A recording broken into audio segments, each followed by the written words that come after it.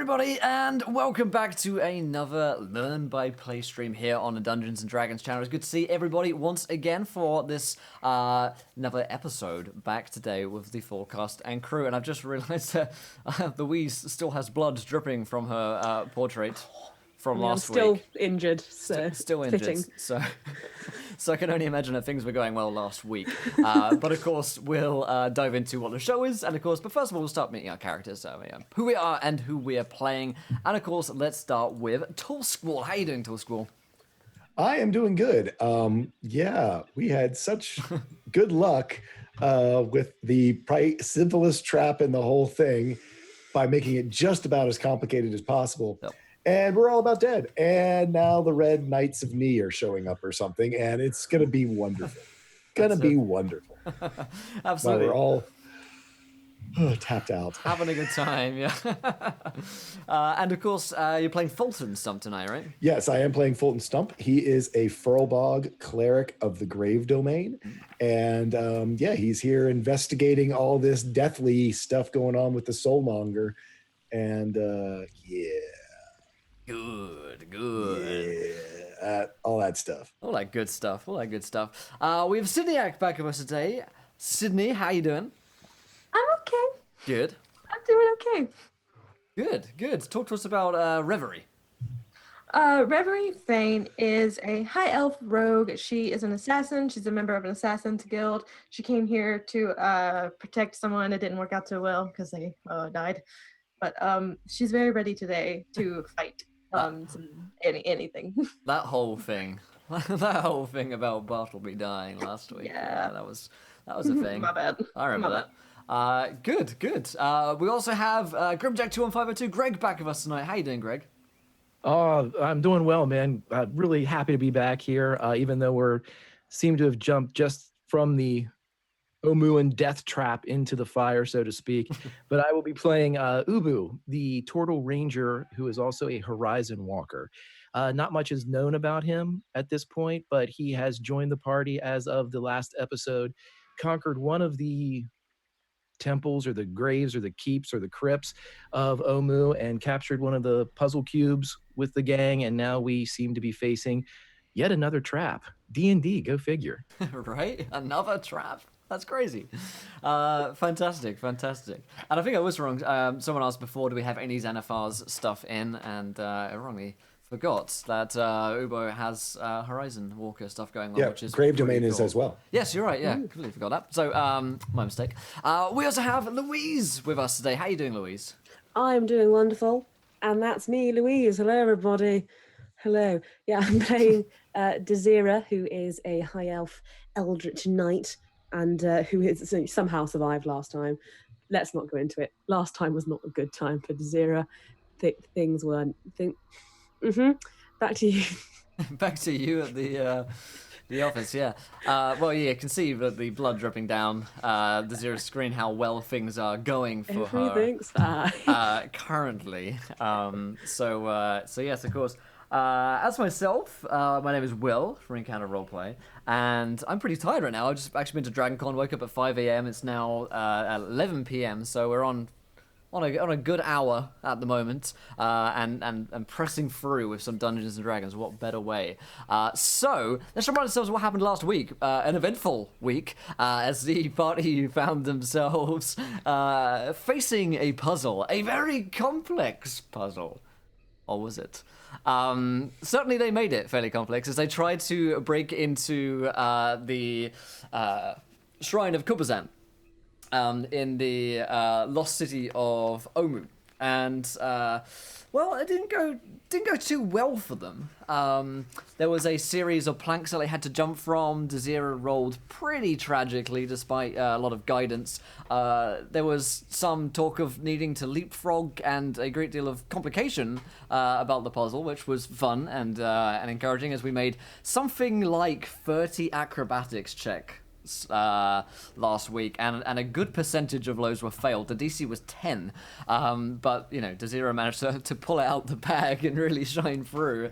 Despite that, they managed to get the puzzle cube. However, Desira fell again, and ended up setting up a whole load of poison gas traps, and the room started to fill with gas. All of the spikes started coming out of the walls, and everything went downhill for the party. Fulton was almost stuck inside, but the party managed to wedge a rock in to the falling gate and get him out in time with the puzzle cube, one of 9 puzzle cubes that they need to enter into the Tomb of the 9 Gods. Their companion, the seemingly doddering Orvex Akramus, is a scribe to the Red Wizards of Fate, who this party have previously encountered in varying degrees of success as well.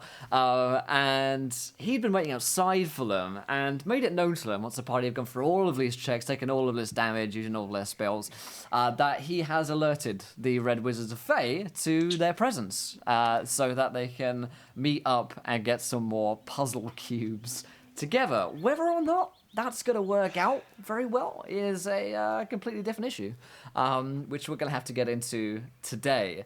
So we'll get into that in just a few moments. Today's episode, we're going to be talking about non-combat scenarios, such as the puzzles that we did last week, and of course diplomatic scenarios as well. There are more encounters in Tomb of Annihilation than just killing your players in combat, so we're going to show off some of that stuff today. So let's remind ourselves,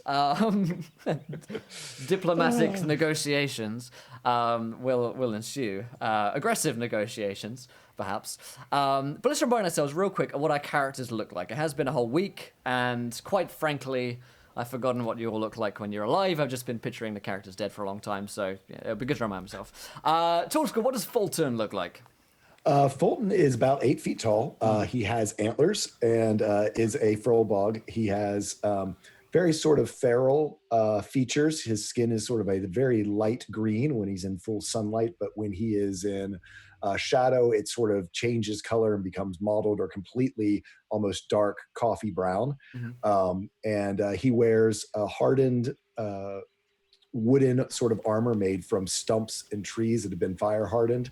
And he carries 3 big spears that he made himself on his back. And he has, kind of looks very shamanistic. He has lots of trinkets and things in his hair, around his neck, across his forehead. Yeah, that's Fulton. Excellent stuff, excellent stuff. Reverie, remind us of what you look like.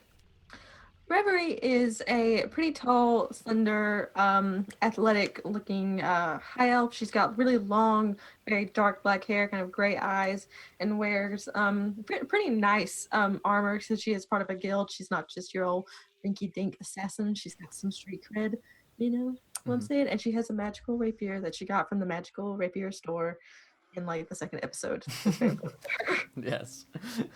Excellent stuff. Ubo, the newest member of our party. Well, Ubo is a turtle, and as turtles go, they live to be about 50 years, and Ubo is about 50 years old. He is incredibly wrinkly, and by, with the bald head of a turtle with the folds, you're not quite sure which of the folds actually has his eyes, as he's very squinty. Right. And where, the younger turtles have a very vibrant green that they kind of exude to show their youth, much like, humans and everything, full head of hair, not, dark hair. He's now mottled with brown splotches all over his body. However, also with age, the shell of the turtles kind of evolve, and his is ridged with these spines and these kind of creeps and swashes of shielding that are kind of jutted out, making it very, not as oval as a youthful turtle, but very kind of rough and almost like a dinosaur type of shell. He has a bow that actually clips into the ridges of his shell that only he can use, and it's very curved and weird looking, but he is old. And as I said last week, he is a servant of nature, and nature's about ready to call him home. Oh, he's ready to go to the turtle farm and and go meet the He'll other be turtles. so happy there. Don't you know? He'll be so happy there at the farm. Man, that definitely is going to even saddle in Bartleby's. which, by the way, happened last week as well. Desira, what does Desira look like? Well, I could describe her with words, but Desira is too beautiful a words. person for words. Words cannot describe how great she is. And so I will draw your attention instead to this Twitter post where the wonderful artist Lloyd has got a picture of her, and she's beautiful and she's amazing and I'm in love with her. Yeah, that's Desira. She's great. And she's not going to die today. I refuse. She's not going to the high elf farm in the sky. Not today. There's none of this. Not today, damn it. And if one were to be watching this on YouTube later on and not have access to the Twitch chat, what would you say? Just a few words that, if you could try and describe the sheer beauty of the series. I could try. I'll try for the good people of YouTube. YouTube, we're doing this for you, okay? She is very tall and very slender and toned. She has almost like waist length, kind of silvery white hair and jeweled earrings. She dresses very much like a Choltian native because she kind of is, and she carries around attached to her at all times a black bird mask to hide her face in case she's having a bad day, you know. Good stuff. So you guys are outside the shrine of Kabanga. No, not Kabanga. That's a totally different word. Kubazan. I was trying to. It's been a long day, okay, Louise. Kubazan Shrine. You've got the puzzle cube. You've got an outside. Orvex Akramus is there, the old scholarly red wizard of Fae. Well, he's not actually a wizard himself. He's more of a scribe to them. And of course, you found a party of about 30 of them that had been torn apart as well by apparently snake people within Omu, so you know that there have been a lot of wizards around here, and Orvix was the only survivor of that. This kind of doddering old guy. As you get outside, says, "Well, I put up a flare for the red wizards, so they should be here any moment." Why are you all giving me those faces? Huh?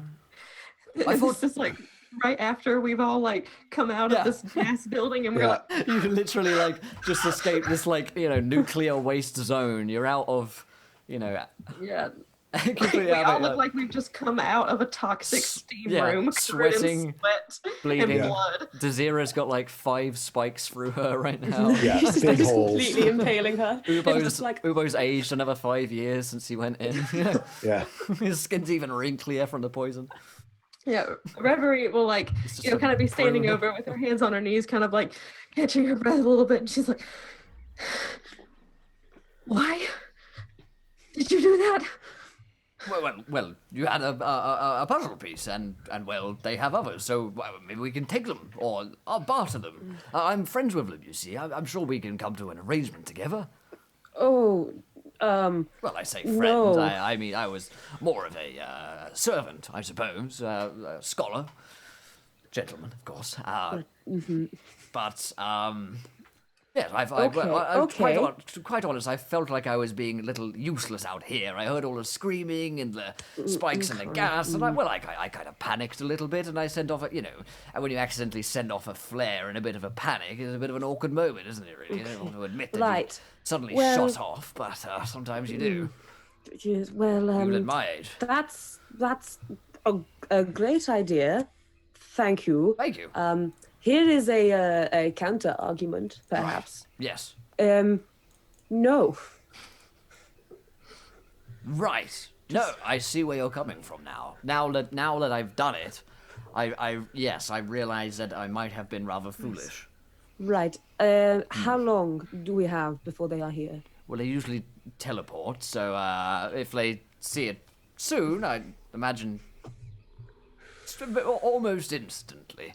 Right. That's as is the nature of teleportation. Yes. I've written an essay on it. You might want to read it. My dissertation in college was on the. He goes off. Yes. Thank Very you. quickly, I think I might have an idea, a quick plan. We might need to talk about it very quickly. Who has the cube? I do. Okay. Good. You hide that somewhere. Here's my plan. Let's say it slipped out just as we were skidding under the door, and it's just on the inside of it, and maybe they'll have to just somehow use magic to pry out the door and go in. Okay, where do I hide it? We can put it in my shell. Oh God, are we allowed to? Oh, can is we that throw it? pens Is that in? okay? Is that dangerous? Can we? You do it. Yeah, I look take at this. Ubo strangely. Tell them that it fell into the pit of the spikes, and they're going to have to go down there and get it because we don't have their amazing magical ability. No, we are just a simple band of musicians. We do not adventure, or I'd never used a sword.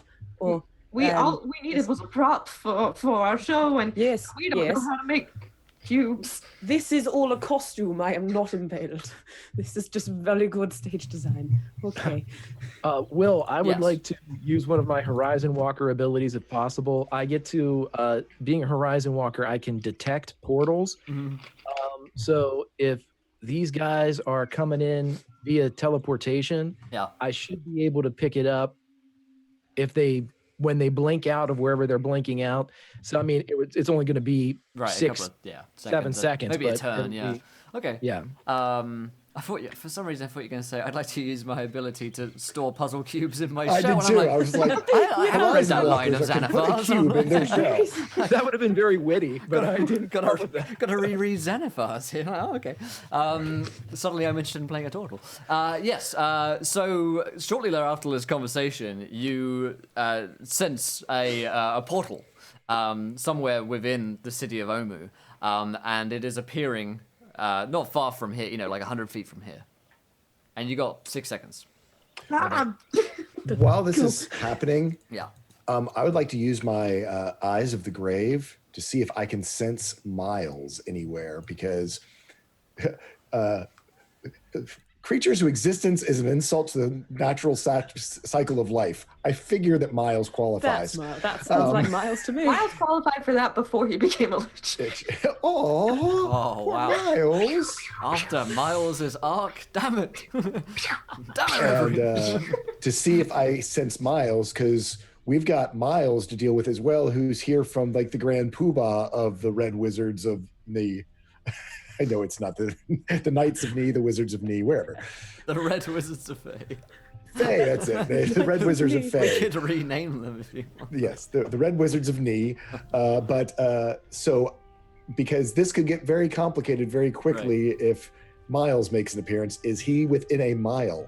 Is Miles within a mile of us, Will? Aha. Yes. Is he within a mile of the Turtle Portal? His mom. Oh, the portal's even better. I didn't come up with that as a joke. Remember how I said there were non-combat ways to kill your players? There are also combat ways to kill your players. Yes, you sense Mile within a mile. Do you get the radius of exactly where he is, or do you just know that he is within a mile? Let me link it for you, but it is basically a... you can determine the presence, nature, number, type. It does not say distance. It only says who's within that sphere. Okay. The Turtle Portal, I love it. So yes, Ubo, you sense the Turtle Portal appearing about 100 feet in front of you. Fulton, you can sense Miles is within a mile. And any last actions that could happen within 6 seconds? I'm just going to say to warn everyone, Miles is close. I figured. Could be good for us, maybe. Ubo will point towards the opening of the teleportation. They're coming. Is the cube secure in your body? I can feel it. It's Coming in the air I was tonight. gonna say it's a cube. It's kind of pointy in the soft, fleshy areas. He's done it before. it's that's a thing. At this point, the shell is ready and pliable to the. It's been crime. Really? It's Okay. it's ready. So yeah, you pop in the cube, you hide it in the shell, and you sense the Turtle Portal. Before you come out, Fua, red wizards. They have shaved heads and they wear the classic red robes. 2 of them are male, 2 of them are female, and they are led by the female who looks to be about 18 years of age, with the same bald head, basically, and the red robes and the staffs. They look pretty damn beat up. They look like they've seen some action, and this would probably concur with what you guys have seen back before, with them battling some Yuanti and their 30 or so number being cut down. However, they do also come with 8 male and female mercenaries who seem to be escorting them behind them. The mercenaries also look tired, and they look like they've got some cuts and scrapes and wounds on them, but they certainly outnumber you. And this woman, really only a girl, comes forward of this group and looks immediately at Orvex, recognizing him, and she says, "Orvex? What's going on here?" And Orvex says, I probably shouldn't speak. I accidentally flared up. A bit of a flare-up incident. Got it fixed up pretty quick. Didn't last very long. Just sudden flare went up by mistake. I got confused, and then these folks were here as well. Hello. Yes, hello. It is lovely to make your acquaintance. There was a giant frog. Was. That's all Fulton says. The girl, It was. the yes. girl looks into the pond, which the body of the Froggermoth is still, floating around, parts of it. And she looks over towards that, looks back to you, and seems to be kind of impressed by the fact that this, clearly giant monster has been, slain. And at this point, Orvex kind of goes back into the group and kind of hides away, sensing that he's probably only going to get himself and you into more trouble. And she says, "I am Zagmira of the Red Wizards of Fae. Who are you? And what is your business here?" We are a traveling theater troupe. Ta-da! Grung. The musical. Maybe you've heard of us, maybe not. It doesn't matter. Anyway, we were just passing through. We heard that there was great props in this area for our next show, and so we thought we'd come by and see what we could find. But sadly, we're not used to this kind of thing. Everything got trapped inside the building, and we were lucky to escape with our lives. I think we will stick to performing from now on. No more adventures for us. Have you seen our friend Eric? He left us a message out front saying he was looking around for shrines. Roll me a deception check, and I will give you advantage on that, Fulton, for remembering that detail from last week's rumor. Damn. My deception's so bad. You got advantage. Come on. Not 20! Oh, baby! The dice tell the story, my friends. The dice tell the story. Tell us about V too. Oh yes. Oh my god. She With a says, plus 0. "You know Eric?" Yes. He's an understudy. Yes. Part of the crew, really. She looks confused at that. Met him only recently. He has great promise in the world of theatre. We don't know what he did beforehand. We don't make it our hobby to ask. We just are a group of people that come together from all walks of life to share our love of the stage. She again narrows her eyes. She clearly has bought the fact that you guys are a traveling troupe, and I'm sure you can show out an instrument or two as you're doing this. But she is also eyeing up the Froggermoth that you have killed, and the weaponry upon you. So there's clearly she's not understanding exactly what has happened here to lead you to this place. And she says, go ahead. Oh, it was dead when we got here.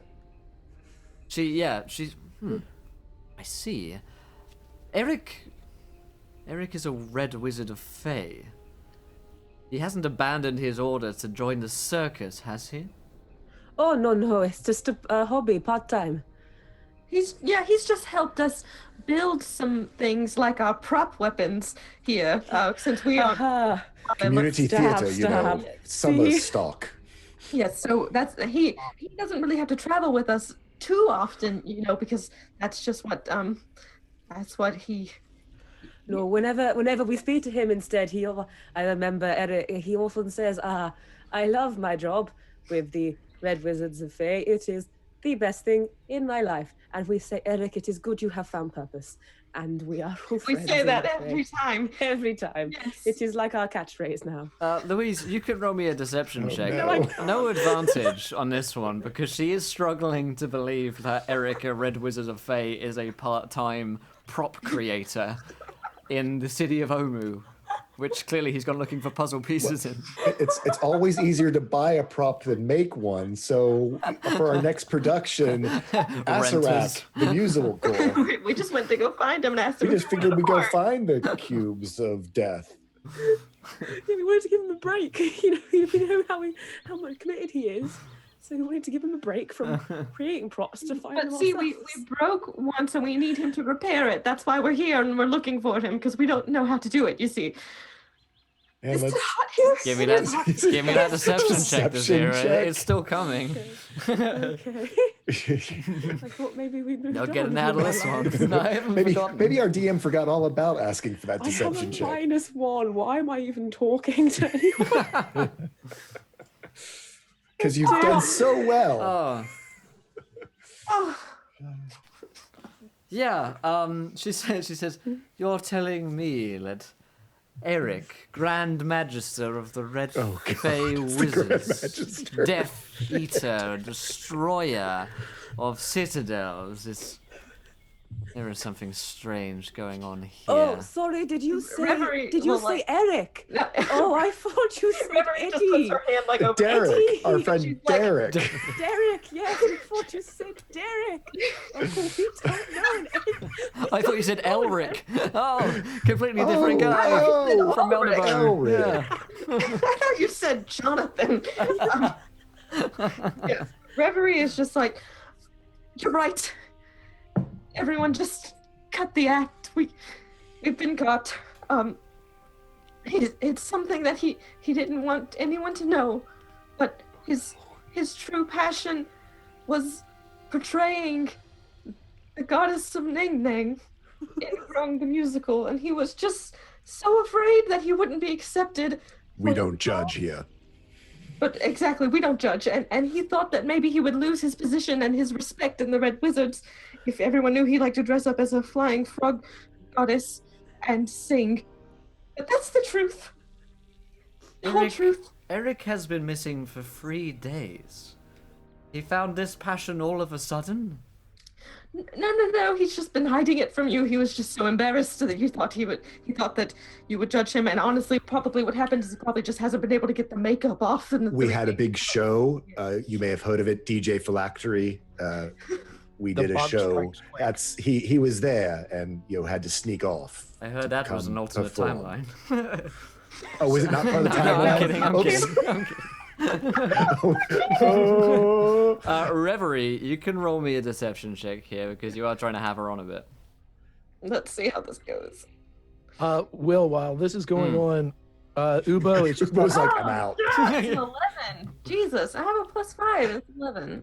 Ubo's nodding his head and kind of going over to look at as people were talking about the Froghemoth, he goes over and kind of looks at it a little bit more, just in an effort to get closer to the water.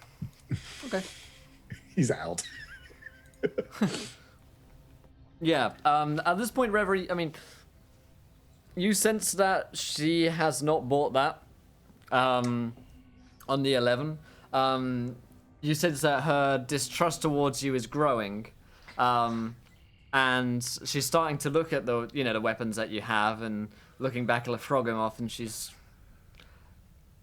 giving you the eyes. Fulton there? just goes, Miles, can you come sort this out? No Miles appears. Damn it. That is the name of our next song. Miles, can you come sort this out? Miles, can you come sort this out? Miles, can you come sort this out? Miles, we're asking you to sort it out. Ubo's getting closer to the water. We're just the distraction. He's looking down at the long jump into that pond Can we where do he can a disappear. distraction check so Ubo can maybe save us later? So yeah, she her distrust is clearly growing at this point. I mean, she clearly doesn't trust the musicians in the first place. And she says, "You went into that shrine. What was in there?" Poison gas. Spikes, as you can see. Yes. You like stick your finger in a hole. Yes, I can see that. But was there anything else? A small cube, perhaps? We couldn't get past the leapfrog. Define cube. It was like True. Say leapfrog, and Reverie just like looks like you just said that. Like Reverie's triggered. I can't even think about it right now.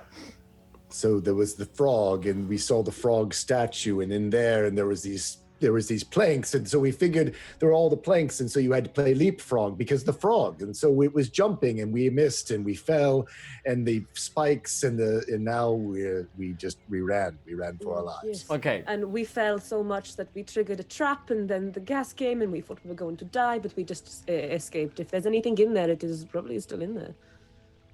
So I would like Fulton to roll an deception check, but I will give you an advantage because you have told the truth about the nature of the trap like you found in there. It's not all made up. I mean, you never met Eric, for instance. 17. Pretty good, perfect number. She kind of looks up as though thinking and trying to remember something, and nods and says, "Yes, the challenge of bravery." That aligns fairly Yes, well. it said that somewhere. Oh, Orvik told us. I did. Yes, I did. Yes, Orvik's. I did. I told them that. She says, "Very well. We Then, thought Leapfrog was very brave. yes. Well, you see, me and my companions here have collected a few of these cubes, and we would be willing to trade well for anyone who could find such a thing." Oh, Do you have That's what wonderful. do they look like exactly in case we see any? They are small cubes of stone, not much bigger than a pound. Well, heavier than a pound, and could certainly fit it in both of your hands. So are there more to try to retrieve? This one, we think we've bunged this one up quite a bit for anyone. There are 9 of them, yes. So are there any left? You said you'd gotten a few? We have a few, yes. And we would be willing to trade well for anyone who had information on the others, or who perhaps would be willing to go back in there and find one. oh, I have information. Yes, There's one in there, just behind us. we know. So Good. I'm glad that you know. where we saw the message from Eric up front, there was talked about some of the others. So have you gone to Shang Ambi, the wisdom one, yet? Roll me a persuasion check. See if you can get any You pulled the information. wisdom one out. That's 16. 16's pretty good. Fulton is on fire. He's like, he lives in a swamp. He doesn't talk to anybody, but these guys, they're easy. They're his people. She shakes her head and says, "No, we haven't. But for a Perhaps bunch, we could go get that one together. perhaps we could. I sense that there's a little more to you then, Furbolg. Previously, you knew nothing of these puzzle cubes, but now you know that of Shigambi. Well, it's written right on the front door. I can show you. It's right on the front door. That's all I know. It narrows her eyes a little bit. I see. I mean, it is. I mean, We- it's not a we know deception how to check. read. It's literally, yeah. I'm well studied. I grew up with the elves. they make you read lots. He looks a little bit disappointed about that. Yeah, I'm sure that, now I think that the traps have been triggered. I doubt that it would. Do they reset? I'm sure you could probably just go in. Well, yes, I'm sure you could. Why don't you go in there then? Well, the It's door is poison gas. closed and there's And gas. we So- can't open the door. We don't have any magic. Yes, we are just humble musicians. You cast detect magic. You. Does she cast it well? Did she do it well? Is it a good detect magic? Or is it one of those bad Is it ones? one of those It's like bad One of detect those magic. weak detect magics. So she learns. She sees a faint aura around any visible creature or object in the area that bears magic, and you learn a school of magic, if any. So she will learn basically the classes, I suppose. Really. Yeah. She'll I'm have a a good cleric. have a good idea. You're a cleric. So she's called your bluff on that one. And she says, "I sense your magic." I mean, lifting magic. I'm a You healer. don't have any lifting magic. There's a big stone there. I'm sure you could crawl underneath. I Yeah, it's am wedged not. still. It's still wedged underneath him there. My body. It's like I was able to crawl out. It's pretty big. I hole. How I thought about it, this? slammed down when we were done. Did it not? I No, thought it we were stayed in probably there. You had to stop the lift- gas from leaking out. Yeah, no, it's No, it's it porceless, dissipated. right? It dissipated once it got out into the gas dissipated once it goes out into the atmosphere. But yeah, the rock is still wedged in place. She, enough to crawl under for sure. She says, "How about this? Why don't you go back in there and see if you can find that cube for us? And if you do, you will be handsomely rewarded." Well, see, the thing is, we failed the first time when we didn't know what that thing was, and now we'll probably just fail again, perhaps worse. And then You have seen the holes in my friend here, haven't yes, you? it is. I am in a lot. I am in a lot. And plus, we don't really need the cube, so I don't really see why we would want to go back into the poisonous gas spiky room. You know what I'm saying? Oh, I don't don't know need to why be you would want to. No, I do. Because in there, you might be killed. Out here, you will be killed. You see, I've lost far too many of my good people in these traps and mazes, and with these snake people everywhere. Now, I'd quite like for a group of dispensables to go in there and see what they can find. Now, you haven't convinced me that you don't know more than you know. A bunch of musicians in the city of Omu who just so happened to be outside the shrine of Kobazan with a dead Froghemoth that was, quote, already killed. Forgive me if I can't quite believe every part of your story. It seems like there are a few holes, not just in yourselves. So, Well, you are forgiven. Do not worry. and so How will about you this? be when you go in there what and if, find me that What cube. if you we go in? That is fine. And for our protection, because as you can see, we are clearly inept. You send just one, perhaps. No deception check on the inept. Yeah. Just one It's a of your burn check. mercenaries or wizard friends. I have something to say. How do we know that you're not just trying to trick us into going in there and dying and just disposing of us anyway? How do we know you don't already have it? Maybe, somehow. or Can I do an something. insight while she's saying that? Yeah, go ahead. Waiting I for the feel answer, like but you just see if there's want any us to die. reaction. Because obviously, if we go in there, she gestures to Desira, we are going to die. I have a I 21 on my insight to see if I get a read off of her of if she's hearing our plea. She seems to, on your 21, she doesn't seem like she's, like, evil. She seems like she probably has lost a lot of friends. I mean, you know that 30 at least have died. And at this point, she probably is afraid of losing her entire expedition and party. And knowing her boss, you'd imagine the price of failure is probably worse than She'd rather probably not come back at all. Ooh, so I look at her. So she's desperate. I look at her and go, Tolgsaw? Is that who you're afraid of? Is that, we're in the same boat potentially? Is that the right name, that the boss of the Red Wizards of Fae? Yes, Tolgsar, indeed. Her eyebrows, raise. What? We are sorry to have lied to you, but he said to proceed with utmost secrecy as he sent us here to try to recover some of these. But as you can see, we're in a sorry state. We're all working for the same man, and if we all need to succeed, if we want to live past whatever's about to happen, don't send us in there now. Let us get some rest. Let us heal up and let us go at these shrines together with a true plan. She wasn't lying when she said we were inept. We went there and made it 5 times harder and about killed ourselves and didn't get anything to show for it. Roll me a persuasion check with advantage. Dark Miser, her boss Note to players out there. Take notes. Her boss is the leader of the Red Wizards of Fae, and also turns out to be a nasty lich. Woo. And creator of other 14? liches. Is that enough? A 14.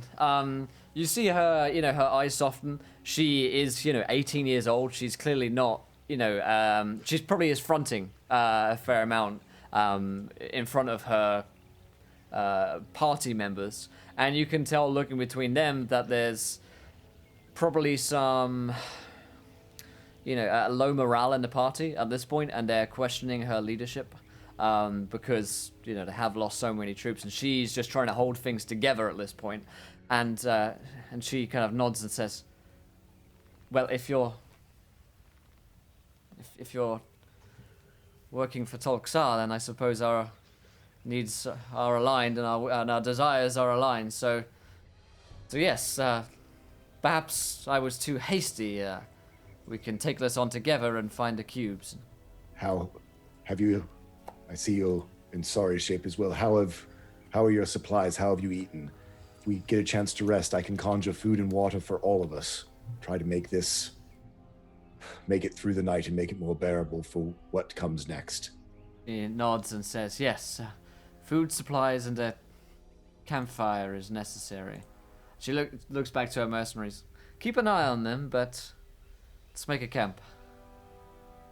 My name is Zagmira, if you didn't catch it, by the way. What is yours?" I'm Fulton Stump. I'm a cleric of the Grave Domain. All right, Fulton Much interested, Stump. as you can expect, in the happenings here and all around Yes, the continents. of course. And your other companions here, who might they be? I just sort of Go round. gesture with my hand to Yeah. let them introduce themselves. Yeah, I was going to say, unless has Obu disappeared? Yeah, Obu's gone. I love that, because Josh always messed up his name, and Bartleby always messed up his name. Now we're like, this is Ubo, Ubu, Obo, Yeah. Ubo. We should written to say the same thing. Yeah, Ubo's about waist deep in the water, and he just Ubo. Diana. All right, deception check. You just can't do Can't it. help yourself. Well, it has to be a variation on your name. It can't be like, It really I don't can't be know, something. I'm like Allison. Bob. My name is Bob. Elizabeth, Jonathan. It's always like Desmond. There's Marinde. Yeah, on a 15, they don't take too much note of it. I mean, she nods. Insists about a campfire for everyone to sit down, because it is starting to get later, and that's when the call comes in. So, yes, the mercenaries kind of surround the camp and are on watch. So there is 8 of them, and they do keep an eye on you at all times. And there are 3 other mages as well, who are sat down and cautiously sit opposite you. So is this sort of in the courtyard? So there's really only the opposite entrances, sort of where from the main city, and then the entrance into the temple itself. That's is that kind of correct, where we yeah. are? And Yeah. walls on the side, so it's well protected. Is Yeah. what I was going at. So, Yeah. It feels fairly secure. They can only come at you from one angle. Unless, of course, anything comes out from the shrine that you weren't expecting. Is there a roof, But or is it open to the sky? It is open to the sky, yeah. The Okay, elements, just because terror beasts or whatever they're called. Terra Focus still. Terrafolk, yeah. Up in the skies, of course, the eye in the sky. So, as long as everyone is resting, you will get the benefits of a long rest during this time. Wait, it was all about talking our way into a long rest. That's all I want. That's all we wanted. Talking your way into getting a nap, basically, which is Yeah, you were understandable. either going to go with long rest or Ubo was gone. Yeah. Yeah. And I gotta select some spells. So what is gonna? I said I'll keep the food. Well, I always keep food, but I'll figure out my other spells as well. Yeah, that sigh of relief as a dungeon master is a funny thing to hear. But as you guys do that, I'm going to go to my first tomb insight of the night and talk to chat in our secret DM cave. The players will be muted, we won't be able to hear them, and we'll be back in a few minutes with them to pick on the rest of the story. We'll see you guys in a few minutes. Stay safe. All right. So, the players are muted as we come over to our tomb insights, my friend. This section of the game where we chat, you and I chat, about the topic of the day. Usually I go from at the beginning, but today we're just going from now, and we're gonna talk about some of the things that I wanted to touch on in Tomb of Annihilation and in general games as well in just a little, in quite a while actually. Tomb of Annihilation, big focus on the combat, of course, deadly encounters, the traps, the puzzles, and the high stakes combat scenarios, which gets pretty intense at times. I mean, we've seen some pretty damn intense combats in this game. I mean, only the other last episode we had that huge fight with the Frogimov, and of course we had that huge trap room as well, which was deadly and almost saw the party killed. But what I wanted to focus on today was talking about the fact that Tomb of Annihilation doesn't just have to be a series of grindy combats. Like any campaign, it needs pacing. And especially with something which can be so focused on combat, you can quickly burn out both yourself and your players on grinding through a series of similar feeling scenarios. The thing with pacing, and I found with combat in particular in Dungeons and Dragons, is it's really good to use it in small bursts of high-octane combats, rather than long bouts of protracted and drawn-out combats. Of course, there are differences to that. There are, exceptions to the rule, of course. Sometimes the scenario ends up going longer than you expect, and of course, for big boss fights, you often want to have a big, long battle at the end. But I'm suggesting throughout the campaign itself, through maybe your first to 20 sessions or however long you're playing for, to use combat as a tool to excite the players and to get them engaged in the combat that's going on, but not for too long. I find that there is a diminishing return on combat. It gets to a point where it's really exciting, and then you start to go down a little bit hill, and you feel like you're doing the same thing over and over and over, and you kind of want to move on in the story, and you want to progress your plot. And we've talked before on one of the previous Tomb Insights about how we want in our campaigns, or suggested in the Learn by Play Tomb Insights, we want in our campaigns to give a variety to our players and to keep them excited in our campaign and to present them with different challenges. Tomb of Annihilation gives you a ton of combat challenges, a ton of puzzle challenges, but it also has these opportunities for diplomacy, for these social scenarios and interactions as well, which I feel don't get a lot of attention in Tomb of Annihilation, which I think is a shame because there are so many really good quest hooks and storylines in this. And for instance, that scene we just had with Zagmira, it's interesting that a relationship with that character, because she's really scared of the same person that they're scared of. She's meant to be a bad person because she's a Red Wizard of Fey, but she kind of defies some of the expectations that they might have had of the Red Wizards of Fey, and they've led to a scenario where they're outnumbered and they can't fight, right? These guys can't fight them. There are 4 players right now. They've just been in a really tough scenario. They're all, poison gas, spike traps, and, falling onto horrendous traps. And they come out of this fight and they realize that the party, they're not going to be able to fight. They're going to have to talk their way out of this. They're going to have to run their way out of this. And presenting them with different options to get through encounters is something that I really like to do as a dungeon master. Talk about an ABC system. Every scenario, every challenge you present them has at least 3 options for solving it. Maybe they can sneak past the guards, maybe they attack the guards, or maybe they can persuade the guards. And of course, for every different scenario that you come up with, I tend to try and have at least 3 options for them to be able to solve it. For instance, even that puzzle that we did last week, they started doing that leapfrog thing, and I'm thinking, well, that's not really gonna happen, but sure, that's now an option that I'm running with as one of my other options. I hadn't even thought of them solving that particular puzzle that way. Bear in mind, as you as a dungeon master, you may consider that some things are going to happen, but your players are always going to throw spanners into the what do they call it? Spanners into the, I'm very tired. Into the works. Spanner in the works. That's the one. Good lord, it truly is 19 hours of being awake. But yeah, you can't expect it. The ABC system works really well for me, and it can, was there an invisible bridge?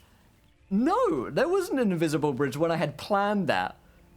And and maybe there could have been. Maybe they could have devised some way to do that. And that's the nature of improvisation. And maybe, of course, not everything has to be right. That's the other thing with some scenarios. And some puzzles are meant to be challenging, right? So some puzzles you're thinking, no, that's not going to work at all. You try that, you fail it, you try something else. After a certain amount of time, you want to move forwards the story. So sometimes if the player's already stuck on a puzzle and they're, really not getting it for whatever reason, you just kind of want to move it on. And if they come up with a scenario or a solution to it that they think is right and can kind of persuade you that it might work, you can always roll with that as well. But skill challenges and diplomacy, especially underappreciated, I feel, on Tomb of Annihilation. So many great scenarios for us. They've come to a new world, basically, is how I look at it. They've come to this new place that they may have never explored before. They meet new people with different cultures. And interacting with new people from different cultures is, it is new. It can be challenging at times. We had a scene a while back with that, it was a silly scene, but with that, canoe vendor. And they were dealing with this very... fast-talking tradesman, with these crappy canoes that he was trying to sell. And that led into a scene in itself. So, bunch of different scenarios that you can come up with. Consider there being an option for the party to be able to, get out or talk their way out of things with successful checks. Something that I like to do during the course of what I would consider to be a skill challenge. Or a diplomacy setting. Now, this is something from 4th edition. Of course, boo, 4th edition, a lot of people aren't a fan of that, but there's a couple of elements from 4th edition I actually really enjoyed. One of those being a way to measure these kind of social scenarios. And that's what they called skill challenges. For that scenario, every check that they made when it came to making a deception check or a persuasion check, I marked down whether or not they succeed or they fail the DC, whatever that DC may be, which I said, DC 12, DC 15, whatever you feel is appropriate for the lie. You can give them advantage or disadvantage. And for that one, if they got 3 successful rolls, they could win over Zagmira, and if they got 3 fails before they got those successes, then they would not be able to win her over. You could do this with varying different degrees. You could say 5 successes and 3 fails, or you could go 10 successes and 3 fails, a particularly difficult one. It's just a nice way for me to be able to track how a scenario is going, how a diplomacy scene is going, and I'd be able to justify that with some rolls as well. Because, you can get lost in the roleplay and do it without rolls, but of course, it's important to make some deception checks and persuasion checks when there's some things that you feel like the characters would need to really convince an NPC of. So I like to use the almost 4E skill challenge style just to track that. Of course, not directly from 4th edition, but that's just the inspiration that comes to mind when I think of those. So we're going to talk a little bit more about some non-combat scenarios later, and just generally bringing some variety to your encounters to keep the campaign interesting in it a little bit. Let's see. What's up, Ron? How you doing, man? How do you react to players finding their own solutions that you did not consider at all, finding the alternative route as potential to break the plot? Do you give them the satisfaction, or would you find a way to prevent that solution from working? Yeah, players like to throw dice too. Oddjog's right. Yes, I would consider every solution that a player comes up with to be a moment of improvisation. They have offered me something in that moment of improv. And it's your job as a dungeon master and as a player as well, often to run with it and say, yes. And you kind of, it's almost like they offer their hand and they're saying, what about this? And you say as a dungeon master, is it cool? Does it completely destroy the story? Most of the time, not. Most of the time, it's a fun scenario. Let's consider to some of these things I hadn't thought about in the past. That ridiculous turtle surfing. Last week's episode. Turtle surfing was something that Greg was like, I'm going to come up with this wacky idea. And Greg was pitching me that idea, says, can I do this? Well, offers me his hand, basically, and says, this is my idea. Can I do it? I mean, as Dungeon Master, I ask myself, first of all, is it cool? Is it fun? The rule of cool. Yes. Yes, that is cool. That seems like it would be fun. That would be cinematic. It's a little silly, but I can totally see it happening as Dungeons & Dragons. Secondly, I think, does it in any way, completely destroy the scene? Does it completely destroy the object of what I'm trying to do? And almost all the time it doesn't. Or you can find a way to measure that, the degree of what they were going to do. And you just kind of take that hand and you say, yes, yes, and this, or yes, but this. And that's obviously, you will hear that term thrown around all the time in Dungeons & Dragons, this term yes and, or yes, but. And essentially is just the standard improvisational rule when you're working with, a scene in Dungeons & Dragons. And it is a lot of improvisation. So, you can say yes and this, Greg, and you know what? You also get, to jump through the, the ring of fire as you're doing it. And it's excellent. And you manage to pick up an extra piece of the puzzle cube along, something like that. Or you can say, yes, you can do that, but you're going to have to make me a series of skill checks to do that. For instance, there's another one. Ubo was trying to go down to pick up Louise's character, Desira, and, pick her up, strap her to his back, and then, ride off. I was thinking, well, yes, you can do that. But, of course, you're going to have to make some checks and rolls to see if you can pull it off. You can certainly try is a term that you'll probably hear Dungeon Masters say quite a lot. And that's because, yes, you want to give the players the option to do that, but you don't just want to say, yes, you do that immediately, that happens. You want to rely on some of the dice rolls, which are some of the funnest things about the game, It would be just hilarious if on that serving check, he rolls a nat 1 or on a nat 20 and just completely succeeds. Gives players a great deal of satisfaction when they get to pull off one of these ideas, and it's often funny when they don't do it. Consider, these, what you might, the quote was, game-breaking suggestions. I don't think I've ever really come across any suggestions from players, serious suggestions from players, which would, quote, break my game. I think you can do a lot with certain moments, but that doesn't mean that they have to, be in the game forever. Yes, I said yes to, Ubo turtle surfing around.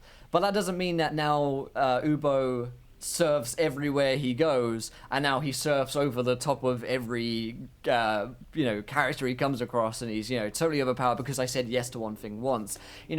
Often in these scenarios, you're saying, yes, in this moment, you can pull off this thing. In the future, you probably won't be able to do it, So consider when you're saying yes, it doesn't necessarily mean that you're saying yes to every single case of something that they do later in the future. And with Dungeons & Dragons, breaking the game is... I guess it depends what you would define breaking your game, really. Because some things are technically breaking the rules, right? But, we kind of threw the player's handbook out of the window after episode 1. So keep that in mind. Likely you give players advantage of role-playing and throwing back to the game mode. It's almost if the game was created supportless. Pay attention, players. Right. It's... make other players pay attention as well when they do that. I certainly enjoy letting the players have some advantage. I often forget, this is one of my own flaws as a Dungeon Master, I forget to grant inspiration a lot of the time. So I'm more quick to hand out advantages and disadvantages because it's something I know I'm just bad at tracking giving players inspiration. So instead I just give them advantage on certain rolls. But that's a little bit about skill challenges, diplomacy, non-combat scenarios. We'll come back to variety encounters in a moment. And we are going to go back to our players over here. as they are taking a rest in the Forbidden City of Omu. So, you guys got a chance to take a long rest. Anything I need to know about that's happening during the night? Or just secret schemes? I'm having a nice. Yeah, we're just having a wonderful time, Will. Really? That's nice for Yeah. you guys. What's that? Yes, That's it's a lovely novel. little camp out in Omu. We didn't all just Yeah. about die. We are singing Kumbaya, my lord. Kumbaya Manang over the campfire. Yeah, Ubo's playing bass on his shell. Yeah. Oh yeah. We've got Actually, everyone do, involved. yeah, All the wizards and the mercenaries are involved. It's very nice. yeah, we do a couple of our songs from the show, and Give him a little taste. Give him a Ubo, So- yeah. don't necessarily think we're lying next time we tell that lie. Yeah, Right, let's see. because We it's true. recap. Yeah, we're singing. We're running Yeah. a blade across their throats while they sleep. And we're eating. And That's all. You're performing Sweeney Todd, is what you're telling me. We are performing Sweeney Todd. Yeah. I love that. Yeah, Ubo is actually one of those box drums. He's a cajon. And he's just like, Yeah, he is. boom, boom, boom. Okay, so you guys all get a bit of a long rest. Zagmira is up throughout the night. She seems incredibly stressed, tired, and she herself probably needs a fair amount of sleep as well. She is human, so she's not as though she's one of those elves and gets, just 4 hours sleep and meditation and whatnot. So she's up most of the night. She does grab a little bit of sleep, and they switch rest to allow her to get at least a short rest. As morning comes, Orvex kind of is up and he's breakfasting. Oh, it's very nice that everyone's all getting along now. And Zagmira says, let's talk strategy with you, the mages, and the mercenaries. She says, we have 3 of the puzzle cubes already. There's another one inside the shrine. So that gives us 4. Now, the Yuanti have the others. Oh, They have 4 of them. And there is one last one that we've all been going for, and that is the puzzle cube of Shigambi.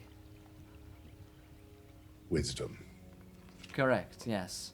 And, well, Well, we do need to get it before they do. They have a strange snake leader, and they have slaughtered our friends and allies. So, knowing that time is of the essence as the soulmonger becomes stronger every day, Yes. do you think you could take the Yuan-Ti while we go and try to get the cube of Shingambi? I would Or do you imagine... think it'll take our combined forces? Yes, she says, they took out 30 of our best. This leader, is it Rasni by any chance? She nods. Yes, Rasni is his name. Well, good. Okay. You are familiar with him? You've run into him already? Only by name. I have not had the pleasure to meet face to face. We had a run-in with some Yuan-Ti back at Port Naranzaru. I see. Yes, they have become more of a problem in this area. It seems like they stem from here. So, do we think it'd be smarter to take them on first, or for us to try to go and beat them to getting the wisdom cube? She says, I imagine they are headed there today. Perhaps Most likely two birds with one stone. Indeed, yes. But first we need that last puzzle cube inside. She points towards the shrine here. That shrine. perhaps we should both attack the other's shortcomings. We had no luck inside that temple. Perhaps you will. And perhaps we can get the last one before the Yuan-Ti. Roll me a persuasion check.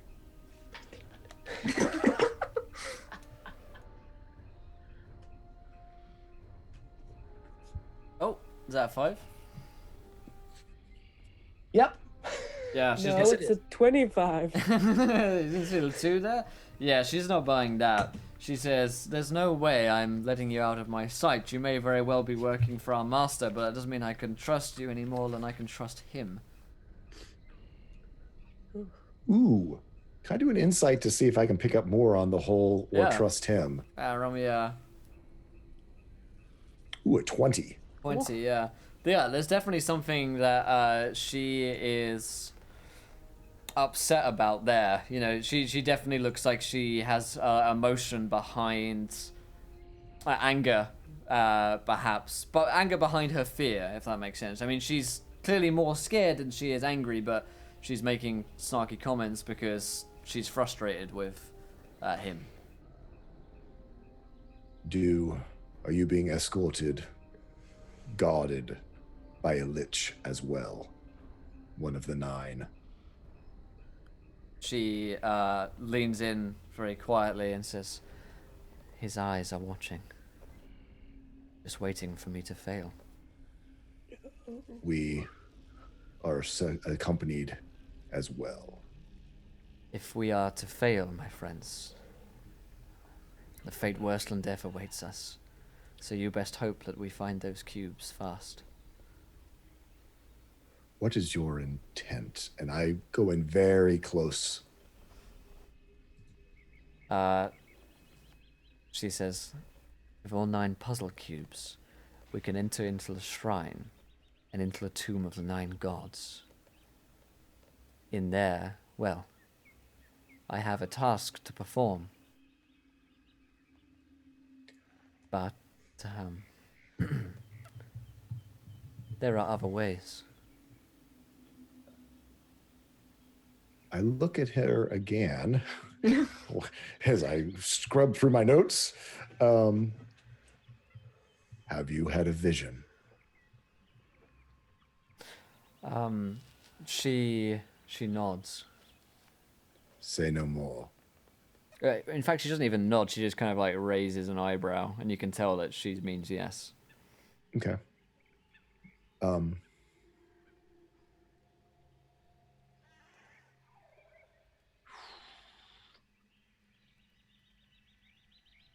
The cube of Kubazan is safe. We will stay together in each other's company, and let us go quickly to the Temple of Shengambi to try to beat the Yonti, or he points to himself around this. If it is similar setup to this, we would have great advantage in any battle of them trying to get our cubes from us if we could set up a camp of some sort that they would have to assault, that they would have to do. Basically, it'd be a siege for them to get to us. You're saying let them come to us. At Shengambi. But we must get there quickly. Can you teleport us there? Yes. Yes, I can. I kind of look around at the party and like, okay, I'm throwing the Hail Mary, folks. Yeah, Ubo just nods a little bit. You know, keep going. Let's go with haste. She looks around to the other mages, and they all begin to cast a teleportation circles. Basically, begin to see the same like red fire circles appear in the ground beneath you, and you are immediately teleported out of there. And you step through. Feels very hot for just a moment, and you find yourself outside the shrine of Shigambi. A ruined shrine stands at the heart of this walled compound. Tall monoliths flank the entrance, decorated with the images of a jaguar, with 6 snakes sprouting from its shoulders. A stone door is set into the shrine beyond.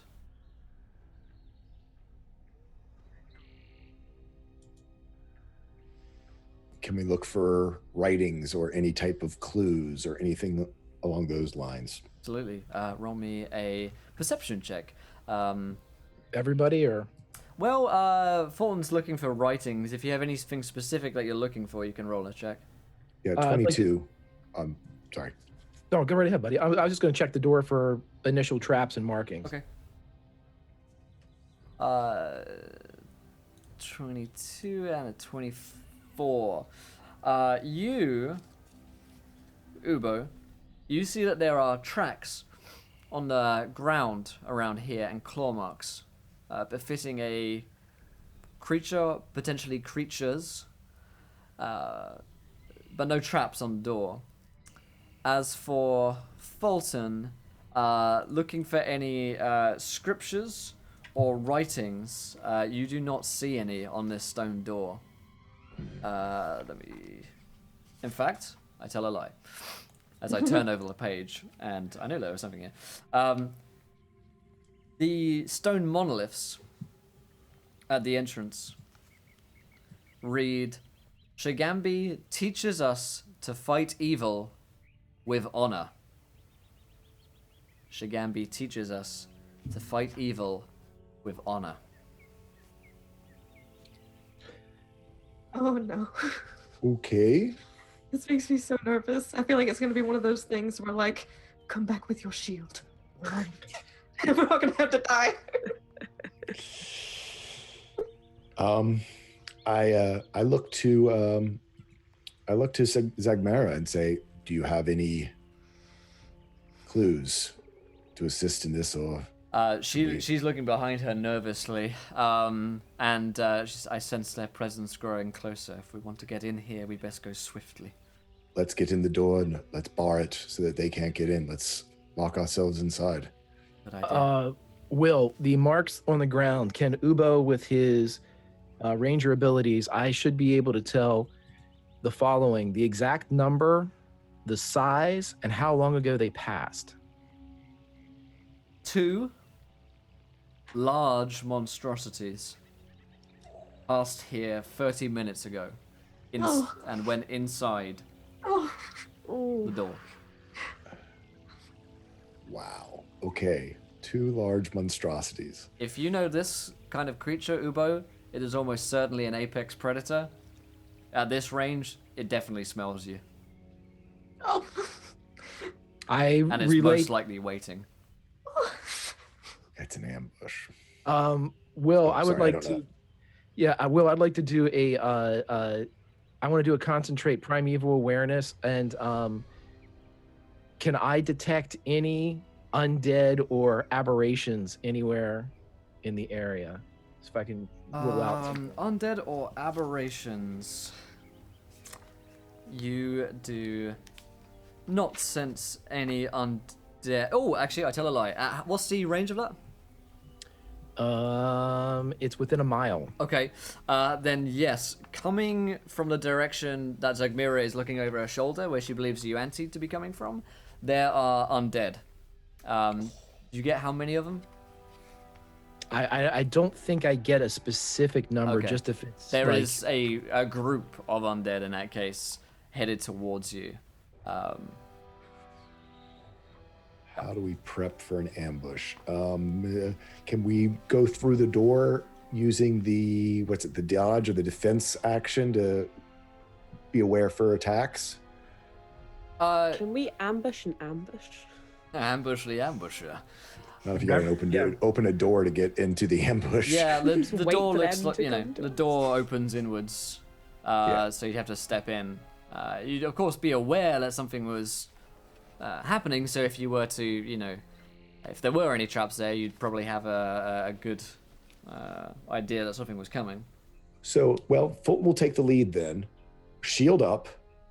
And before we go through, I'm going to cast False Life on myself. I can cast Pass Without Trace too if we wanted to try to sneak in. I mean, they'd have to be right inside the door to catch it. We could stealth our way in. Reverie and I could do it. Well, the trick is, and this is for you, Will. Yeah. Even if they don't see us, will they see the door open? The door is the light source in there, most likely. It's probably dark in the tomb if it's like the last one. So likely they would sense the source of light opening, and it would make a noise as well. So if you believe that this creature is pretty heightened senses, then it's likely that it would be aware, at the very least aware that something is happening in the room. Okay, well, I've told Fulton and whoever else was close to me. The rest of the Thayans weren't close whenever we were examining the door. Mm-hmm. Why don't we let them go first? Ooh. Look at you being all sneaky. You don't get to be 50 years old without being sneaky. Yeah, Zagmira says, well, what have you found? Quickly. Through the door, undead approaching behind us. We'll guard the rear until you are all inside. All If right. you require our aid. So that sounds like a deception check. However, I will give you advantage because she is, she does know that there are things coming. Why do I open my mouth? I think it's good. It's I think yeah, it's no, good. no. It's Oh, you gave me advantage? give you 18. advantage. Yeah, it is plausible that she would just go. She's in a rush, and she knows Yeah. that there are undead behind her. So she nods and says, "Let's go through." So I open the door, and with my shield behind us, guarding our flank, our rear, whatever. Let them pass through. We'll follow them in. All right. Or we'll wait until there screams and running. Yes. So, steps descend into a 15-foot high, moss-covered room. 4 statues of Omuan warriors stand in alcoves to either side, overlooking a barred gladiatorial pit in the floor. Each statue looks like it was meant to hold a spear, but the weapon is missing. On the far side of the chamber, a stone pedestal stands conspicuously bare. A relief on the wall behind it shows a monstrous jaguar with 6 snakes protruding from its shoulders, fighting off a squat, frog-like humanoid with an armed spear. To the left of the relief is a narrow tunnel with stairs leading down. As they enter the tunnel, as they enter the steps downwards into this chamber overlooking this gladiatorial pit, you see Zagmira and her companions stepping into the room, and then you hear a growl and a series of hiss as from either side of the entrance as she's walked down, basically. You see these 2 large jaguars, and they are large creatures. From their backs protrude 6 snakes, which look to be incredibly aggressive. And they launch themselves onto them. Yeah, so we're actually going to roll some initiative here as you guys enter down into this chamber. And let's do that, Will. We'd like to close the door behind us because the last thing we need is Yanti coming in here. Or do you think they would start fighting maybe and help us just because they want to get through here as well? I think it can only be bad. I don't think it would be good. I don't think it. can I don't only think be anyway. undead as well. So, yeah, can we close and spike the door? You can take an action to close the door. Okay, I said I was going to be at the end of the people, so I'll do it when on my turn. I'll close the door behind us and spike it. Okay. Will, 2 things. I get advantage on initiative, and also theater of the mind here. All of her troop or her company are in front of us, correct? The mercenaries and her wizards, and then us. Yeah. They have all barreled in there, very, get them inside, and as they rush in, they rush down the steps into this chamber from either side of the the narrow passage that they've entered down into this chamber. These 2 creatures just come at them from either side. But one thing that you guys do notice as this happens and chaos ensues, you hear these smaller howls. You go, and you look over and you can see even from this point that they are defending 3 cubs, 3 jaguar cubs. They do not have snakes which have sprouted from their shoulders, and they appear to be cuddly little balls of joy, with teeth that haven't really even began to come through at this point. Big eyes, their spots are just starting to come through, and the creatures seem to be protecting their young. So let's just do the initiative order real quick. Ubo, what did you roll? 13. Fulton. On a 12. 12. Reverie. 10. 10. Desira. 22. Wow. Wow, okay. Rolling good for the first time in a week. On initiative. On initiative. So, That's I will roll for Zabgira. However, I don't intend to roll for 12 other NPCs. So, forgive me, Lat Chat, but we'll theater mind it. It's a 5 for Zagmira, rather. There we go. Can't spell today. Alright, so Desira is going on a 22.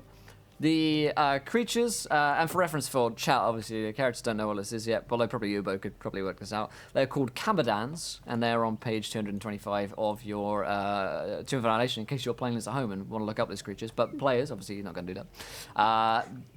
Ubo is on a 13, Fulton's on a 12, Reverie's on a 10, and Zagmira is on a 5. So Desira, you are first up. Wonderful. Would I remember much about these from my time in the wonderful trot? You could roll me a nature check, yeah. I would love to do so. Nat 20. Oh! Alright. Coming out. Would have attacked with that. Yeah, you might want to save that 20 for these screens. So these things are feline predators. The snakes sprout out of their shoulders at adolescence. They typically hunt alone or in mated pairs, which means that these two are likely mates, and these are their children. And you know that they Families already. they can exhale clouds of sleep gas. Okay, good to know. Yeah. That's good to know. Yep. Well, we got the whole elf thing. Yeah, but You said they're monstrosities? Yes, they are large monstrosities, yeah. okay. I would like Which to you load both my have to make. crossbow and take a shot at whichever the nearest one is on a 20. 20 is gonna do it. Yes, 20 is definitely gonna do it. Yes, that's 10 damage. And just after she shoots it, she doesn't even look to see where it's going. She turns to Davis and goes, "Be careful. Do not get too close to them, and do not let them breathe on you."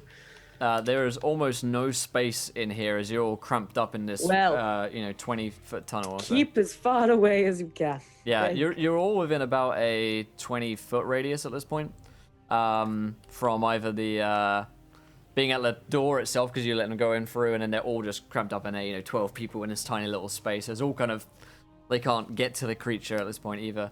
Okay, so that is the Zera's turn. You do have line of sight, of course. Anything else you want to do, Zera? You got another attack in there, or you're? Oh no, I do. Yes. Yeah, I yeah. Get it. I have that. Oh, well, I'd like to take another shot, please. On a 17. 17 is gonna do it. Yes. Yes. 9. 9 is 9. I'm fine when I'm combating. Anything else? Any other roll? Don't. Just come on. All right, so that is your turn. It is their turn. Can everybody roll me a Constitution saving throw, please? And here it is. As from the creature succeeds, fix, and doesn't say anything about needing to be able to breathe. I have a +6 and I got an 11. It's a check and not an attack.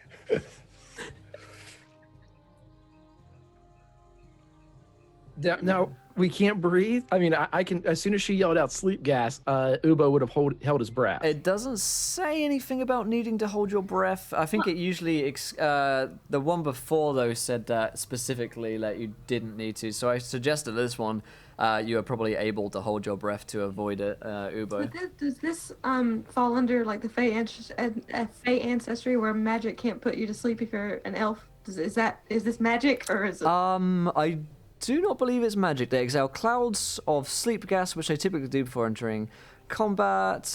Sleep breath.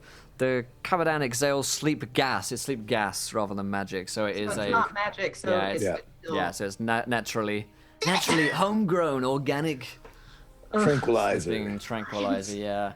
I imagine it's this thing probably has like sacks on it which exhale this, gas. I mean, yeah, it's gross, but they probably do. Who rolled good? Oh, okay. Desira, you fall unconscious for 10 minutes. Okay. You can use an action to wake her. Okay. Oh, we have to wake her. Someone would have to take an action to wake her. Yeah, you can jostle them awake. Mercenaries fail, and Zagmira succeeds. So, yes, the mercenaries just basically pass out, and these exhalation of gas. The second one's going to do the same, however, so second save from everyone.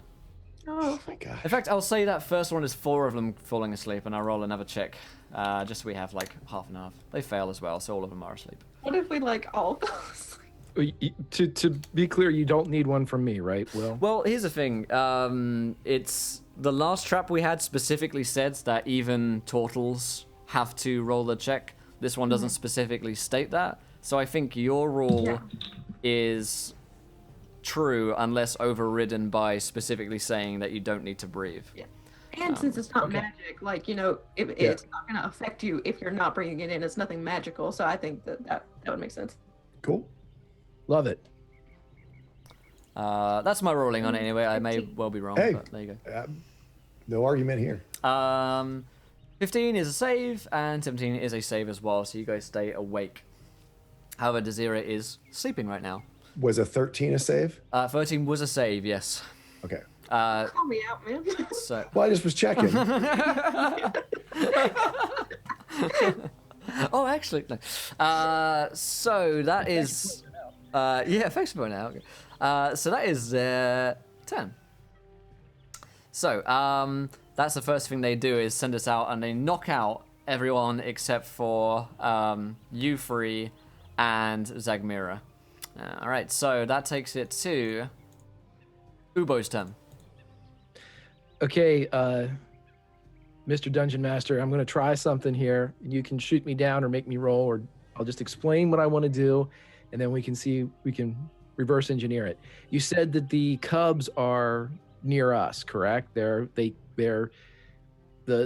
adults rushed in from where they were, and the cubs are close to us, and we could see the fact that they didn't have their teeth yet or anything like that. Yeah, right? I mean the cubs are actually beyond the Hamadans themselves. They are protecting them, so they've blocked off the entrance basically and knocked everyone out. So you've got to run. You would take 2 attacks of opportunity if you wanted to get to the cubs. You do have a line of sight on them. Okay, and we consider these, even though they're monstrosities, they're still considered beasts, right? Because their origin is from the natural world as far as... They don't have the beast tag. They have monstrosity as the tag. Which, I mean, in character, Ubo is aware of his nature check. Okay, that these things aren't necessarily natural creatures. I mean, they once were, but then they've probably been breeded with some other monstrosity of the snake god, and the trickster gods are at work here. Okay, so I can't use my communicate with beasts then to try to reach them. Correct. They have a lot of traits of beasts, such as, keen smell and pounces and stuff like that, but it doesn't say that they are beasts, monstrosities. The creature next to it, Lajaculi, is a beast, but no. Okay. Understood, completely understood. In that case, I will go ahead and, I guess, fire out on them as well. Whatever one that Desira hit, I will unsling my bow. I will hit it, and then I'm going to use... And then quit it. I'm going to try to, anyway. I'm going to hit it with the longbow, and then I'm going to add some Planner Warrior force damage to it if I can. All right. 21. 21. That is a hit on a 21, yeah. Okay, additional force damage is 3, so 14. And then he'll take his second shot at the same one. 18. 18 is a hit as well, yes. Okay, so for Fine 7. hit. And then that'll be 21 damage again. Wow, okay. So total of 21 damage? Total of 21, yep. And would you like this to be... so Desira has injured the male creature. Would you like to hit the male, the female, or one of the cubs? I'm stacking damage on one of them. So whichever one Desira hit, I'm going to stack on that. On it, yeah. Stacks on deck. Okay. So the male one, who is, I mean, equally ferocious as a female one, and defensive. You know, they've got that there is that animal instinct to protect their young, certainly, within them, and they take your longbow arrows with a kind of and that's from all the snakes in unison as well. So, Ubo, any of your turn? Would you like to move at all? I'm going to stay where I am because we're basically all clustered up at this point. And until Dazira's up, I want to make sure that I can guard her as much as possible until it's time to do otherwise. So, all right. Fulton, it is your turn. You're muted, Tosco. So the pedestal is across sort of the Colosseum from us. Yeah, do you want a description one more time? Just making sure. So basically, we've got the beasts are in the center of the floor of the Colosseum. We got to go down the stairs, then up the other side to get to where the pedestal is. Is that kind of the idea? Yeah. So you've got there's 4 statues. Looks like they're meant to be holding spears. Far side of the chamber, stone pedestal stands conspicuously bare. A relief on the wall shows the jaguar of 6 snakes. To the left of the relief is a narrow tunnel with stairs leading down, which you don't know where it leads to. Fulton's going to yell out, we must fight evil with honor. To the tunnel. Gather our people, but don't kill the beasts and the cubs. And I'm going to take the dodge action, which means attacks against me have disadvantage until my next turn. And I'm going to. Is there anyone asleep between me and the door that I can wake up on the way? But basically, start heading towards the. Well, Dazira is asleep, but it does take an action to wake someone. Okay. It would take you a while to kind of shake him awake, you know. Right. So, and if I've taken the dodge action, then I can't do that. Right. You can kick him on a way past, but it won't help him. Yeah. Okay. In that case, can I pick her up? Or does that take an action as well? Yeah, that would take an action to pick her up, yeah. Okay. We got to get her up. So I'm going to shake her awake and relay the plan to her as she comes awake. That's the best I got. I'm thinking this is the trap. If we kill them, this is the trap. If we kill them, we won't get the cube. Yes. Yeah. Yeah, whatever you say.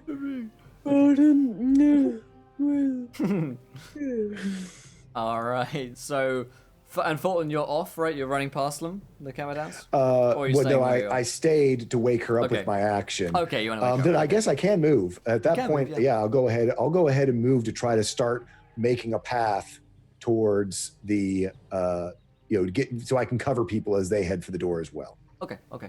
All right then. So that is Fulton's turn. Reverie, it's your turn. Okay, so we're not trying to kill him anymore. Okay. I'm guessing. Hey, I said leapfrog too, so I don't have listen no to me. This is Leapfrog guy. Let's keep you're that in right, mind. though. Like, I think you're right.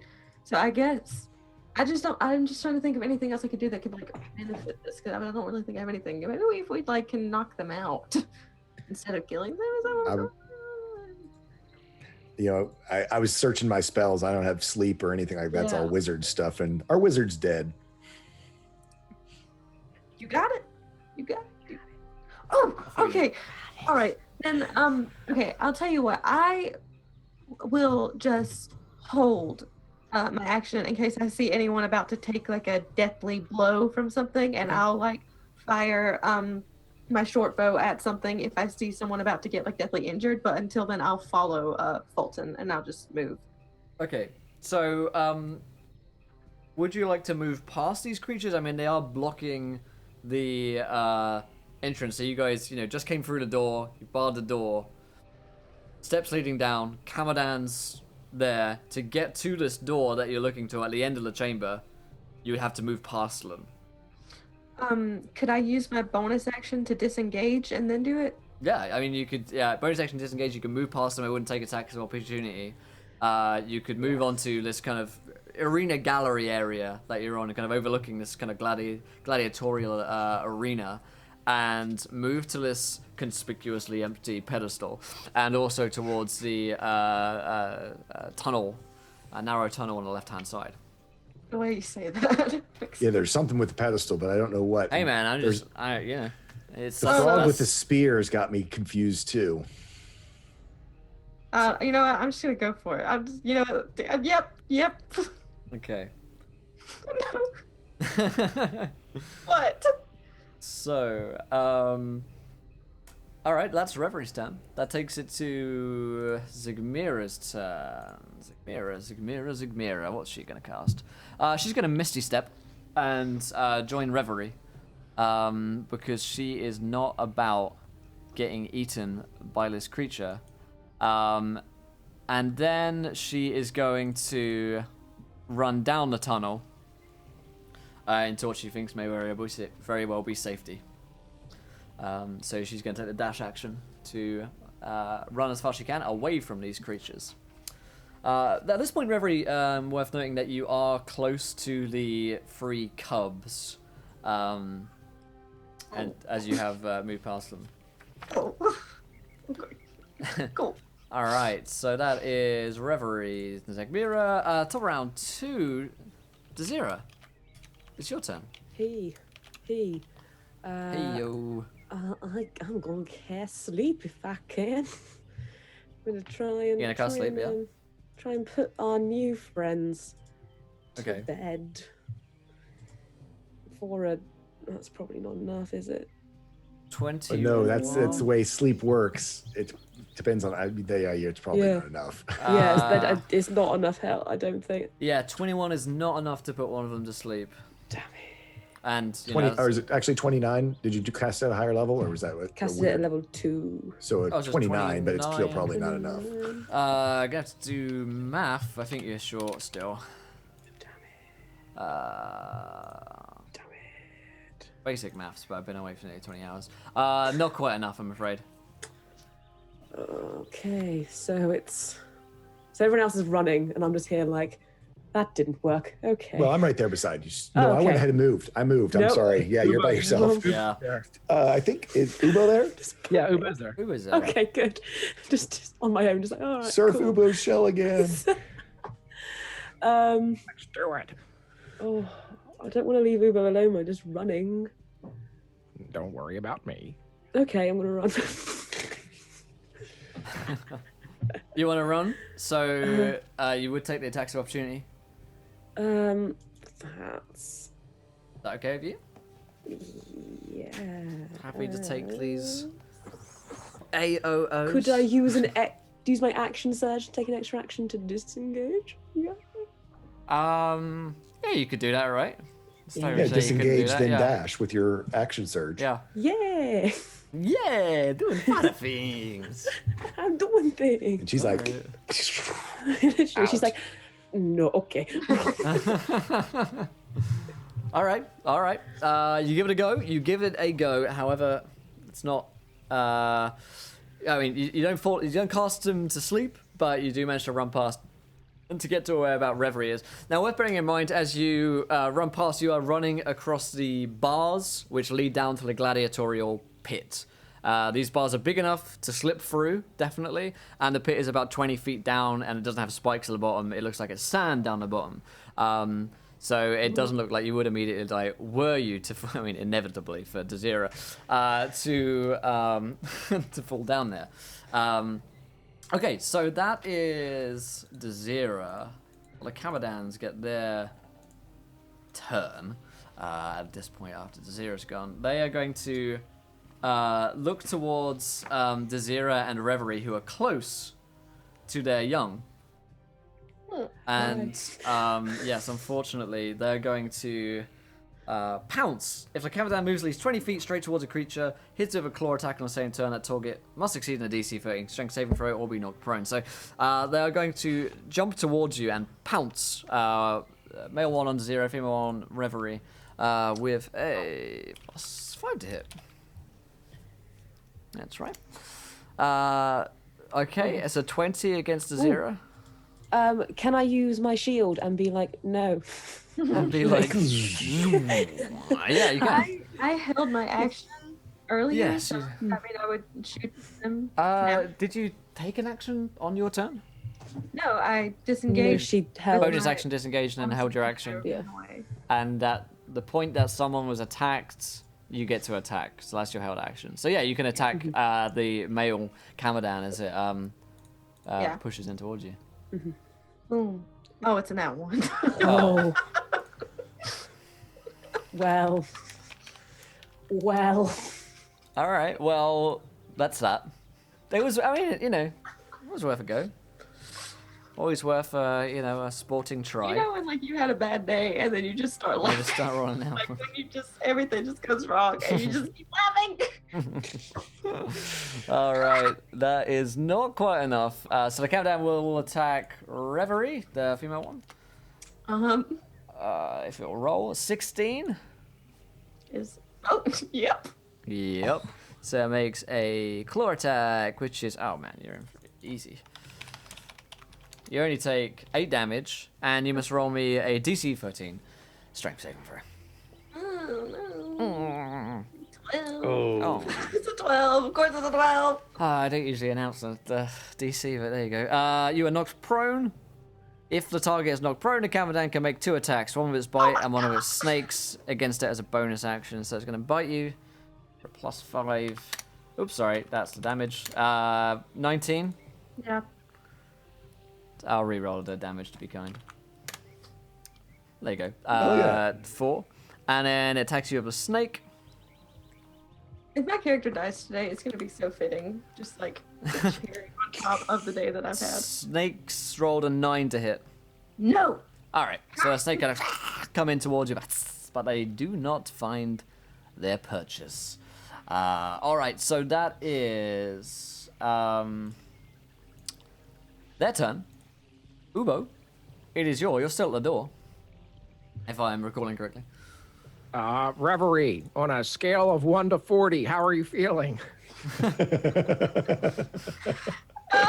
About half. Great. About okay. half 40. About half 40. Okay, Ubo is going to. She's pinned, right? She's prone and pinned by this thing, or just prone? She is knocked prone. Yeah, so not pinned, not grappled. Not grappled, yes, and If the not Cubs, restrained. so I guess if the Cubs weren't around, like if they were like somewhere else, In heaven, is that always then like on a cub daycare- farm. at the Cub farm. They had a How far babysitter. away are these? How far away are the parents from Ubo? They've dashed. They've pounced at least 20 feet away, plus the distance that you're already at, so a good 30 feet. Okay. To help Reverie to her feet would be an action. Like if I run down and help her to her feet, that's an action. Yeah, you take an action to help her to her feet. Yeah. Okay. Ubo is going to run down, pull Reverie up, and then he's going to Misty Step 30 feet beyond to where Fulton and everybody else is, and turn around and get ready to fire. That way, he knows that she's shifty and should be able to break away from these people. Okay. That's my big plan. Okay. That's my big plan. My master plan. Excellent. Okay. Fulton. So since they pounced away, I should have a clear shot for the door, right? Yes, you do have a shot for the door, but Sagmira is headed down. Yep. And I think Desiree made it there too because she did the Yes, the zero made later. action surge, right? You were saying something about one of the statues or multiple statues were missing a spear. Yes, the 4 statues look as though they were once to hold a spear, but they no longer hold a spear in their hands. I still don't know what to do with that. I'm going to go and guard the door. Basically, am I 30 feet from this passageway that Zagmira ran down? Yes, you can get down there. Okay, so I get to there, and then I am going to take the dodge action or defense action, what do you want to call it? So basically, that I can guard the door to hold these creatures off if they follow Desira, as hopefully she makes it here too, because Ubo and Reverie. Oh no, Desira's gone. Ubo and Reverie, are they at the door yet since they misty stepped? Are they right there too? Are we Yes. all like He did, but I didn't. Like, I still have to move. Right. Yeah, I can Gotcha. step to where you are, but I can't take her with me. gotcha. Sorry, Yeah, I missed Reverie and that. I still need to run to the door. I thought no, you're No, I'm with Reverie. I'm with the Cubs. Yeah. I just Oh, okay. shielded. oh, you ran Oh, to Yeah, the we're okay, next right, to you each other, shielded, but I right. attacked the one that was about to attack her. Right. And that Okay, so one- anyway, I'm guarding the door, I guess, with Ubo because he misty stepped there, and we're calling to us. Sorry, wrong voice, like 3 times. So good. All right, cool. So that is Fulton's turn, which will take us neatly over to Reverie's turn, who is no longer prone, Yes. standing next to the Camadan. Yeah, I think I will just go ahead and Cancel. use my cunning action to dash to where they are, All right. like where Fulton is and all that, and just oh crap, I can't disengage and dash. Yeah. Oh. Oh, okay. Well, how far away are they? Do I even need to dash, or could I get there with my move? You could get there with your move, so you could just bonus action disengage. Yes. Bonus action disengage. I'd like to run away. Okay, so you find yourself. Oh my god. You head towards the tunnel where Zagmira is headed down, right? Down these steps. I guess. Where did Fulton go down the tunnel? No, I'm guarding it. He's guarding That's it. what that's the plan. Go down the tunnel, Okay. get more information. Hopefully, there's either a spear or a cube down there, Yeah, I guess. or a frog with a spear. Yeah. Okay. Mhm. So, wow. Because This, leapfrog is the answer. wow, this is hopeful. So you descend down this tunnel, Reverie, and you find yourself with Zagmira down the end of it, and you see that this hallway that you're in contains 4 cramped cells behind iron portcullises. The portcullises appear to be locked in place, and in each cell there is a Cholton gladiator made of painted clay. They each hold bronze spears in one hand and a wooden shield in the other. Behind you lies the Gladiatorial Pit. And you've come down into this tunnel. On the left there is the cells, on the right you see the Gladiatorial Pit, and if you were to look up you might be able to see Fulton from there. So you've just basically come underneath the area where the Camadans are at. Here's the honor part.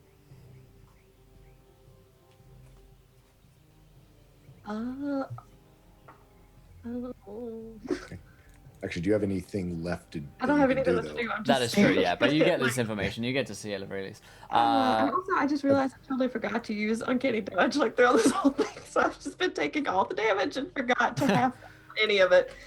So Oops. from now on, please help me remember. Okay, Sagmira is going to take her turn. She is going to try and unlock. Yes, she's going to unlock one of the portcullises with the knock spell. Ooh, that would do it. And the portcullis just kind of like slides open.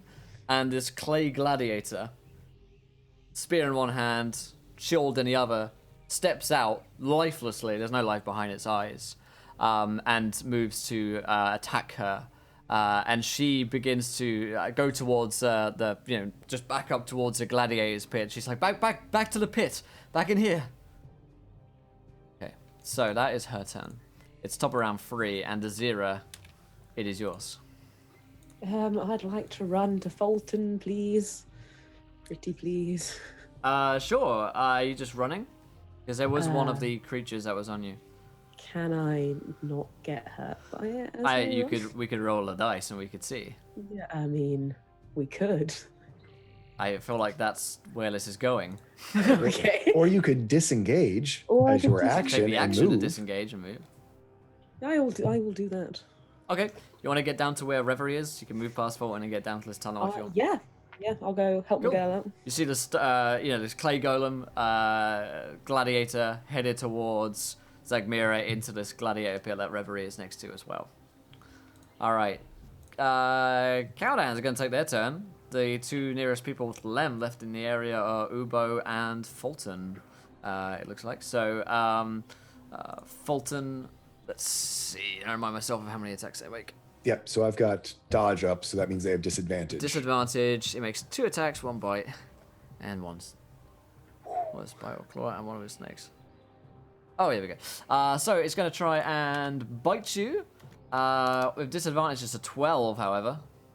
Does not hit. And the snakes are going to come in on an 8, and that's also going to fail. Yeah, he takes his big wooden shield that looks sort of like a tree trunk and busts their heads as they come in at them.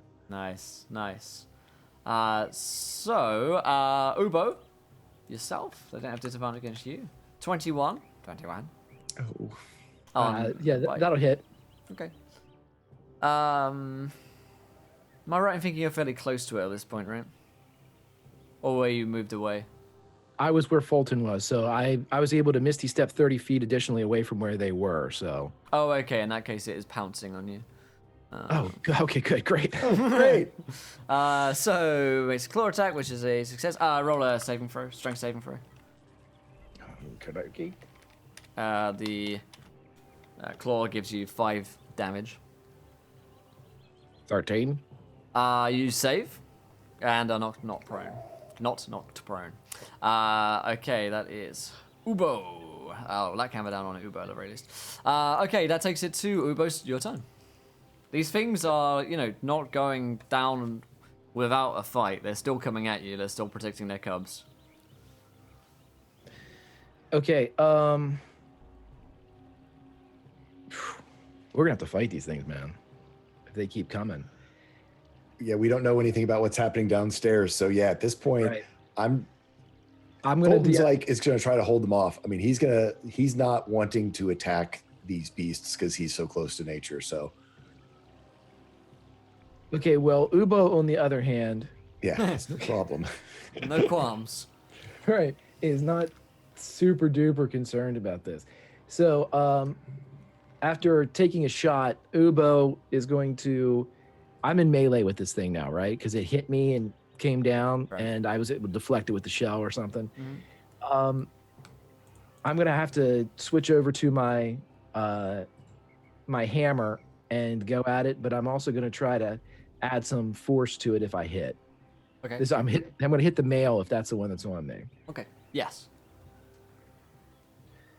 18, And 18 is a hit. and for 10 total. 10 total damage. Okay. This thing's starting to look wounded. Looks pretty upset. with Another you. 7. Another 7, okay. Okay. You lop up a couple of the heads of the snake. The 6-headed snakes on it. Anything else you want to do?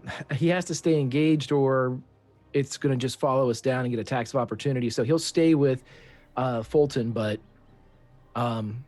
if they're going to follow us, he needs to protect the rest of the party. So he's going to start fighting. He kind of looks way up at Fulton and kind of shakes his head sadly as he goes in and attacks this thing. All right, yeah. Fulton, it's your turn.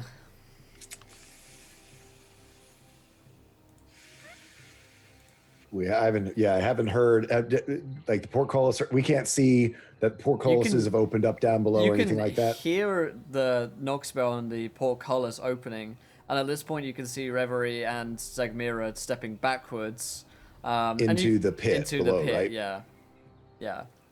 Like, I'd allow you a perception check to see if you could see the clay gladiator. No, I guess I'm just making sure I understand. Could one of these cats pounce down on top of Zagmira and Zira? You don't think so? I mean, it would be slim enough for a human to fit through, but this thing is a large monstrosity, so probably not. No, it's slim enough for you to fit down though, and it's 20 feet, so it wouldn't hurt you. Right. That's not going the way that I was thinking, that I was hoping it would go. Story of this series. Yeah, story of your this series. characters. Imagine that. Leapfrog didn't work. Got to leapfrog over the skeletons.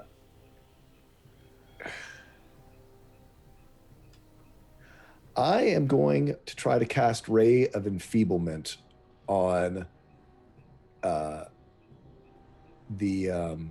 female. Okay. Which what it does is it needs to make a I need to make a ranged spell attack. I'm sorry. Why didn't it roll that automatically? Sorry. So ranged spell attack is going to be +7, d20 +7. Sorry. I thought it would automatically roll. D20 +7. Yes, Lucha Libre, they had this idea where they wouldn't fight the creatures because that would be the honorable thing to do, that the trickster god seemed to suggest maybe. But now they're like, oh god, Well, these it's things are wisdom killing us. god. So 26 is would hit. So if on a hit, that's it. 26 Basically, is a hit. that target now deals half damage with weapon attacks or with attacks that are based off of strength until the spell ends and its concentration up to a minute. So basically, Okay. it is weakened so that it won't hit as hard if it does hit. Great stuff. Yeah, it can Alright. do Constitution saving throws at the end of its turn to try to to break it. Okay, enfeebled. Yep, Enfeebled. Okay, that's on the female. copy that. Now downstairs, Reverie, you're facing off against one of these clay gladiators in the gladiatorial pit. Okay. And like, is trying to like fight me. It's definitely It gonna is fight definitely going towards you with Okay. deadly intent. Imagine some of those large chess pieces from the first Harry Potter movie. It's almost like one of those, you know, it moves Yeah. quite mechanically, and it's got this me. Yeah. clay I'm spear. seeing like, you know, in that movie, you probably don't, but some of y'all out there do. Wendy Wu, Homecoming Warrior, where she goes down to the bottom of the museum and all the clay warriors like come to life. I feel that. I'm channeling. Mhm. That channeling could also Wendy Wu. work, yeah. Okay. Let's go with that. Let's go with Wendy Wu. Yes. Probably the Okay, inspiration for this section. Honestly, the second you said that, I was like, I know that somebody's daughter was at the straight coast just outta Wendy obsessed with Wu. this movie and made them watch it, and they were like, this would be a good watch. Okay, I guess, yeah. I definitely don't know anything about these dudes to do anything crafty, so I will just attack with my rapier then.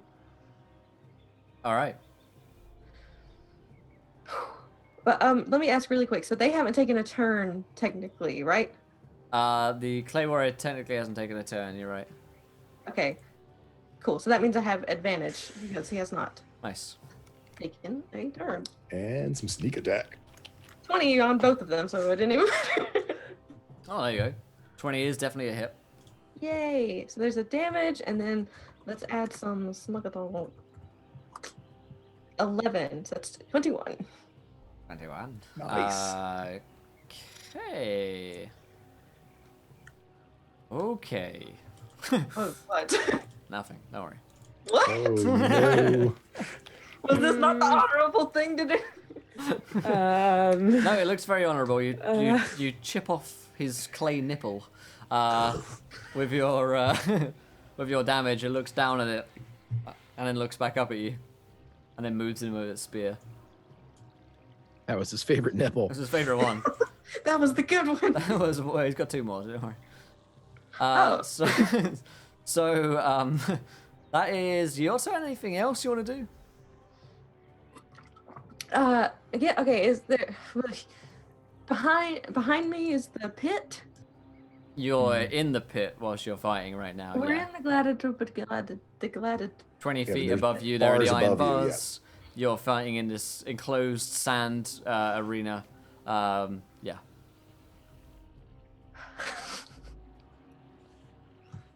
I don't know. I'm very stressed. I don't know. I don't think so because I don't have another attack, and all I could do was run away or hide in the sand. But you've got a lovely souvenir nipple now. Clay But nipple. now- Clay nipple. But yeah, now your girl got 3 nipples. I got what I came here for. Got your loot. Yes. Yeah, I mean, like, there's nothing I could, like, hide behind or anything. Well, that's not very honorable, is it? So I guess I'll just stand there. All right. Like, Yeah, no, yeah, you're doing the thing. You're doing the thing. I'm committed to this. Zagmira, let's see what she is going to cast. Certainly not Detect Magic, Zagmira. You fool. I guess that's up real quick. Let's see what she has. Zagmira is going to cast. Ooh. She's gonna. In fact, is 13 plus your dex any better? She's considering casting mage armor on you, because she wouldn't if there's no point in doing it. What's your AC? 15 And it improves it by 1. What's your dex? +3. Yeah, okay, yeah, there's no point in her doing that already. In that case, she's going to cast Firebolt instead. Oh, maybe they'll melt. Maybe. There's so much hope in my eyes. Oh, my plan. 26 is a hit.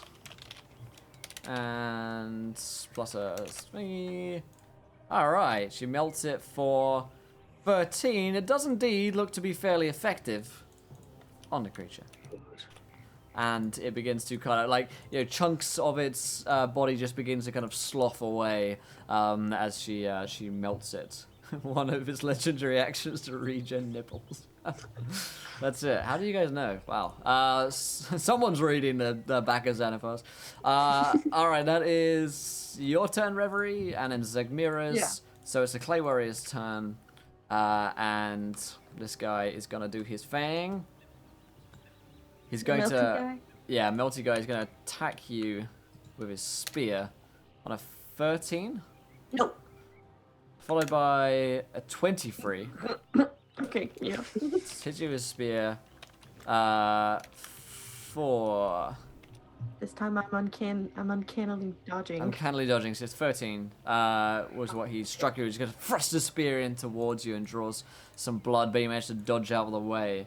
Alright, so I'm not looking so good if people could get down here. Alright, it's round 4. Round 4. Desira, it's your turn.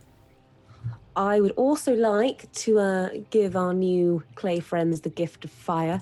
How generous. But I won't, because that's an 11.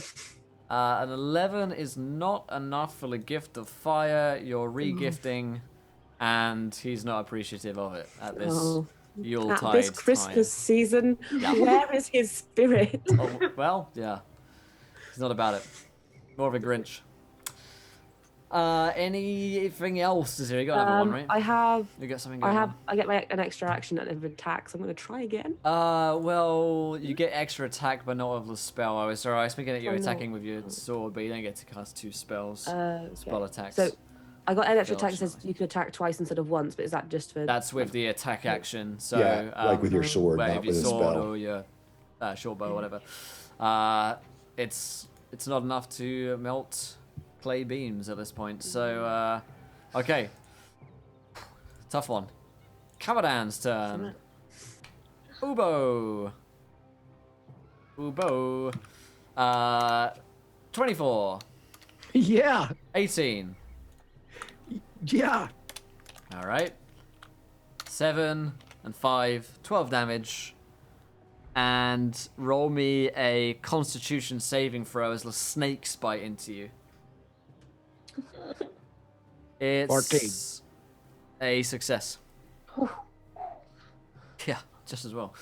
Goodness gracious. Okay, so you save. Fulton, you're still up here, right? You're still taking the hits. Yep, I'm still right here. I'm still here. 10 and 10. Nope 10, and 10. nope. He's not even. He's just one with nature, man, and they're not even hitting Yeah, I'm him. like all zenned out. Yeah. All right, so that is Countdown 10. Ubo, this thing's wailing on you. It's pretty close to death, you think, though. Okay. Okay. Yeah, I gotta attack it, man, because this thing's. I don't like the idea of it, but I don't like the concept of it being alive. okay, I'm gonna stick with this because the plan was to keep these things alive. As a free action, can I ask Fulton if he still wants to keep these things alive? Do you want to keep these things alive? As they I have a suspicion, but I'm not going to know until my turn. I'm because we're seeing them fight the gladiators down below. If I'm allowed to pose the question, go, what if the gladiators are evil and these are what have fought nobly? That these beasts are what fought honorably and those gladiators are the evil. Ubo, what do you got do? it backwards. This is higher level philosophy. I'm too old to comprehend this. That's all I'll say, because I figure we got 6 seconds. Yep. Okay, so I'm going to disengage and run down the steps. All right. I Disengage. need to get space Total serve down the steps, yeah. to melee anyway, and Okay. I can't take another hit. So Yep. I'm gonna back up about 15 feet. How about that? So I'm just out of Okay. Pounce range. Just out yeah. of pounce range. That's funny. Okay, Fulton. So quick question. Yes. Being 8 feet tall and fairly wide, can I block the door? Sure. And so then I am going to, Fulton, as his real action, is going to look up at that, whatever, the frieze again that shows the warrior fighting this panther displacer snaky beast thing. Yes. Looks like looks like a grung fighting one of these Kamadans. Does the statue that their gladiator statue below look like a grung? The gladiators below look like men. The statues look like men as well. The frieze looks like a grung fighting a Kamadan. So I'm just even more confused than I was before. They can't. I'm I think the going answer to is block the leapfrog. door and take the dodge action to try to keep them up here. Okay. And yeah, so I'm just at this point I'm trying to hold them at bay till we figure something else out. I was gonna cast Detect Evil and Good, but it was gonna be a weird usage of it, so I'm not gonna bother. Okay. Reverie, you're down here. You're fighting the clay guy. Things are getting dire for your party. You are muted. You're muted. Sorry. There you go. Yeah. Okay. I'm wondering if I don't even know. So when she set him on fire and stuff, Yes. that was like super effective. Super effective. Okay. Would it be possible for me to use like a torch or something from my explorer's pack rather than like a weapon and like see if I can... Yeah. You can Aragorn it up. Yeah. Yeah. I'll allow it. Sounds cool. I don't know what to like roll. This I want to just poke him with. just poke him with it. Poke him with a stick. Poke him with a Hopefully, stick. it catches on fire. Let's call it dex based. Okay. You wouldn't be proficient in torch attacking, Yeah. but you probably do get not. your dex bonus. Yep. Okay. All right. Fair enough. Let everybody just cross your fingers, cross your toes. 19. Hey, that's a hit. I don't know what. I don't know what it does. What happens? All right, so you roll me 2d8. This thing really hates fire.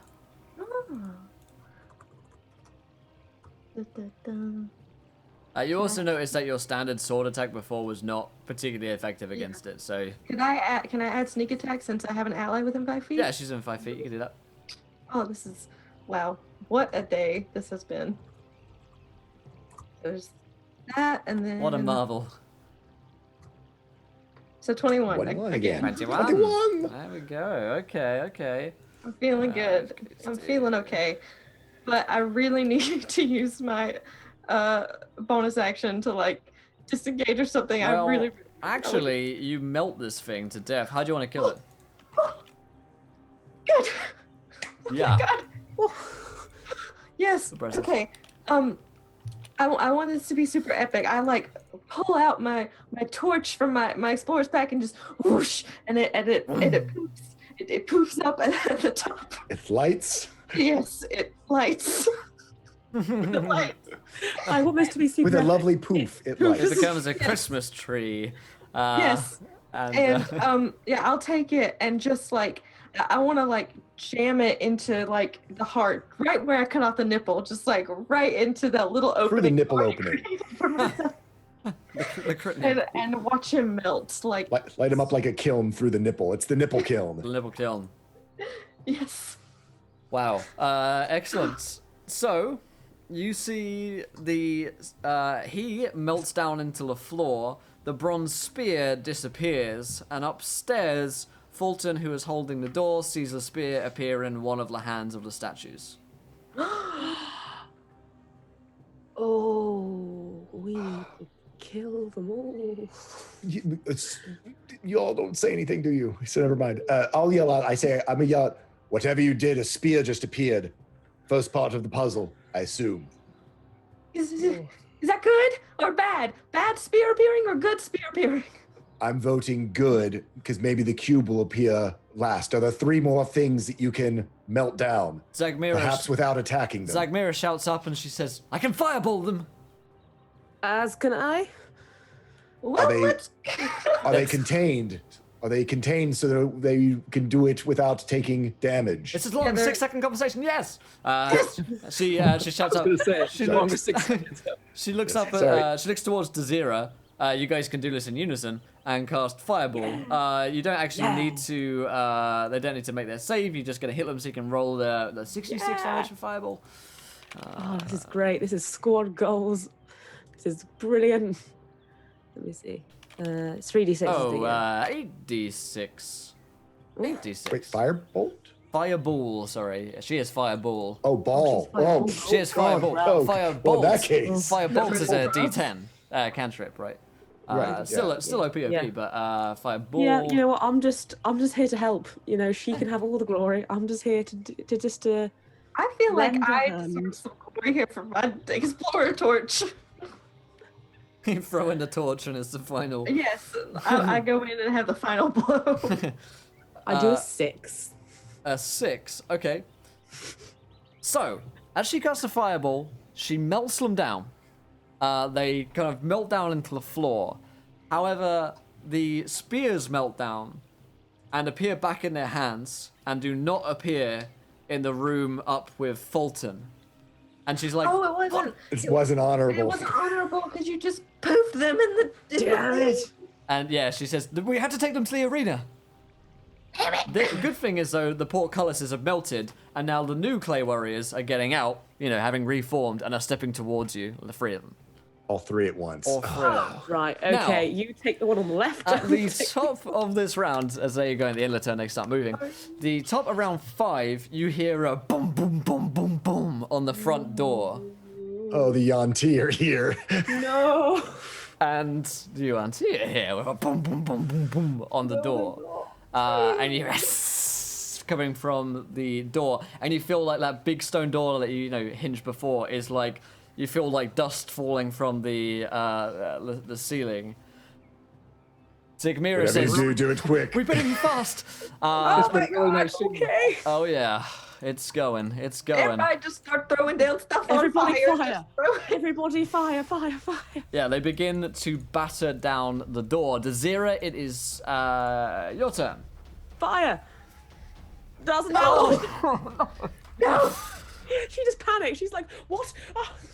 She's like, I'm about to do it like normally. And then she hears the door and she's like, what?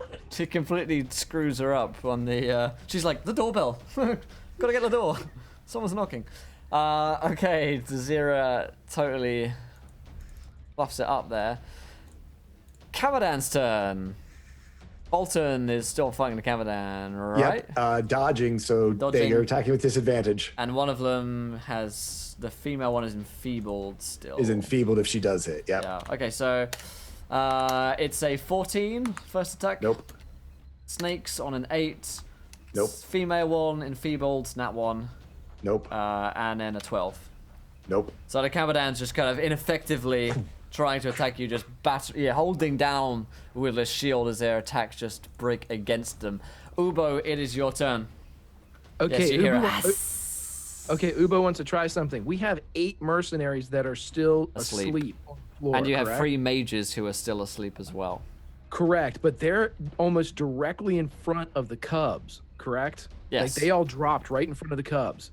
Right. Or by the door. They're Wherever. by the door. The cubs are close, yeah. But they're closer to the cubs than we are to the Right, cubs. yeah, you've gone to the other side of the room, yeah. Okay, Ubo wants to take a shot at one of the mercenaries to wake him up. Oh, Okay.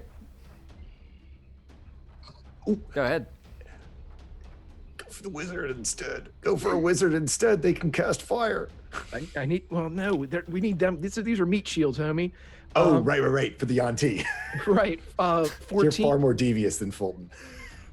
14 is a hit. Yep.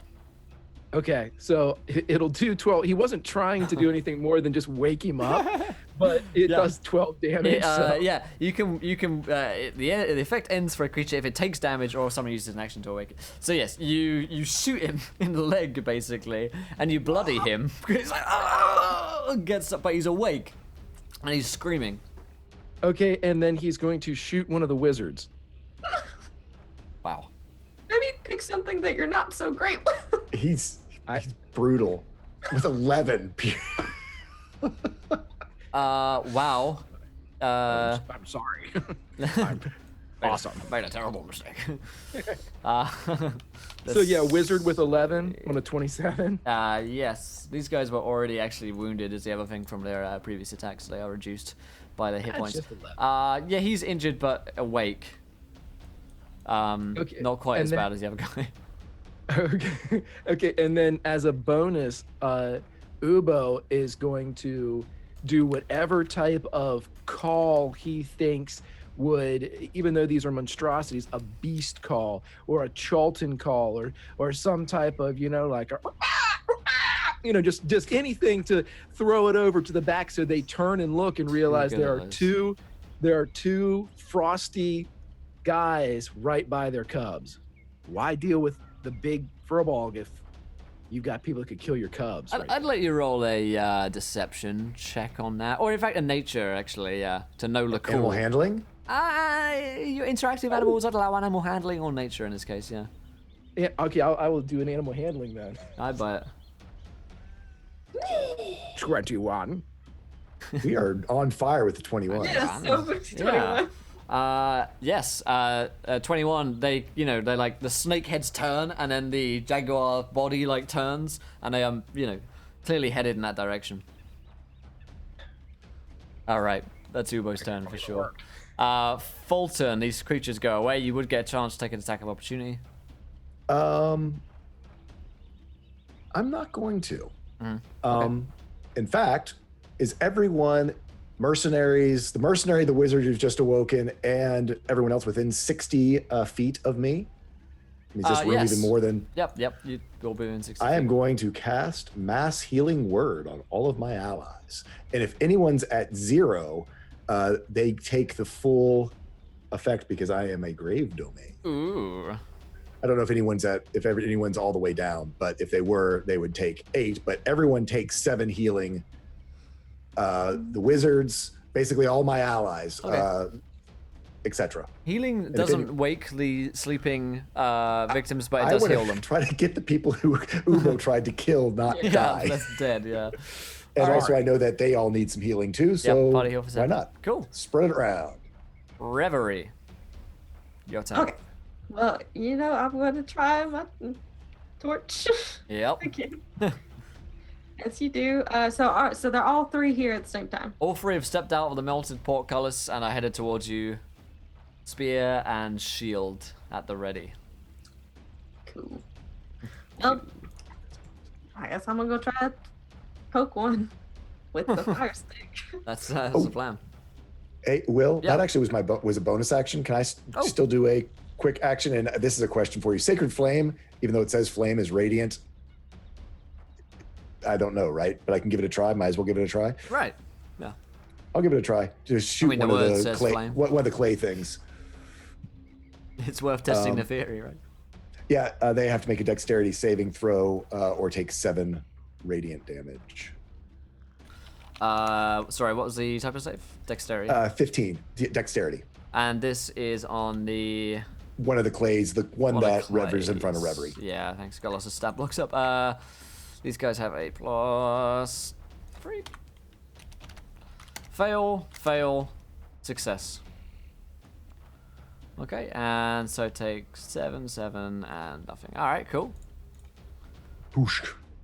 Yeah. So back to Reverie. I'm gonna poke it with my stick. Oh, Voldemort sleep. I like it. 21. 21. That's a hit, yes. 11 plus 11, so that's 22. 22. 22. Don't know about you. Yeah. You will. Oh wait, no. I'm reading. Wait, no. Yeah, 22 is. Yeah. Okay. Yep. Yes. How do you melt this guy? 'Cause he's already taken a 7. Okay. I guess I'll try to go for the same method as before, like try to get like just like around or below or above the shield. Maybe this time, you know what? Let's spice it up. Let's go for like a neck area, like up in here. Just I'm gonna poke it with my stick, and I'm gonna call out and be like, "Can someone who can magically produce fire do something? I don't have a lot of these." All right. Zagmira's like, I'm working on it, and it's her turn. She's gonna ask them to make dexterity saving throws. Oh yeah. All of them fail. And she casts this fireball out towards them, hoping to roll a little bit better than last There's time. only 2 left, right? 2 of them. Correct. Oh yeah, you're right. First 2 rolls are fails either way. Yeah. And she melts the other 2. And as this happens, get rid of those. As that happens, and she casts out this fireball, who's goes out, and as the creatures melt down to the earth, their spears disappear. They do not reappear again back where the portcullises were. Instead, the 3 spears appear in the hands of the statues above, where Fulton and Ubo are currently standing, currently in that area above you And a guys. And a cube. And, Cube well, appears? you know, we'll see, won't we? As you, Silu's warriors grab the statues in hands, you see them, like, turn on the spot, you know, almost like, Wendy Wu, Homecoming Warrior. almost as though in Wendy Wu. Homecoming Warrior. I have never seen it, but yes, I can say with conviction that it is. Okay, yes. The pedestal begins to turn on the spot, and an ornate stone cube corkscrews up from a hatch in its top. You see the puzzle cube before you. I'm loving this idea that the big snake beasts are headed for the door where the Yonti are about to come in. I think well, I'm sorry, whose turn it is it? Are we out of order or out of combat a little bit or what?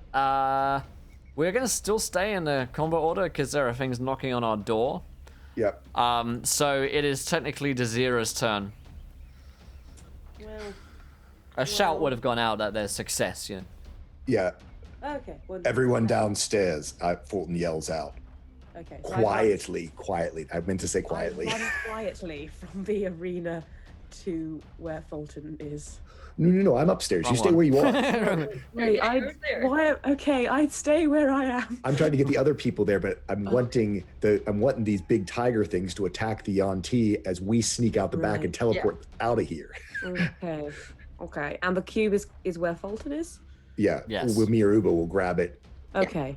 pass without a wonderful. trace downstairs, and zing. Okay, then I will just prepare to leave. Excellent.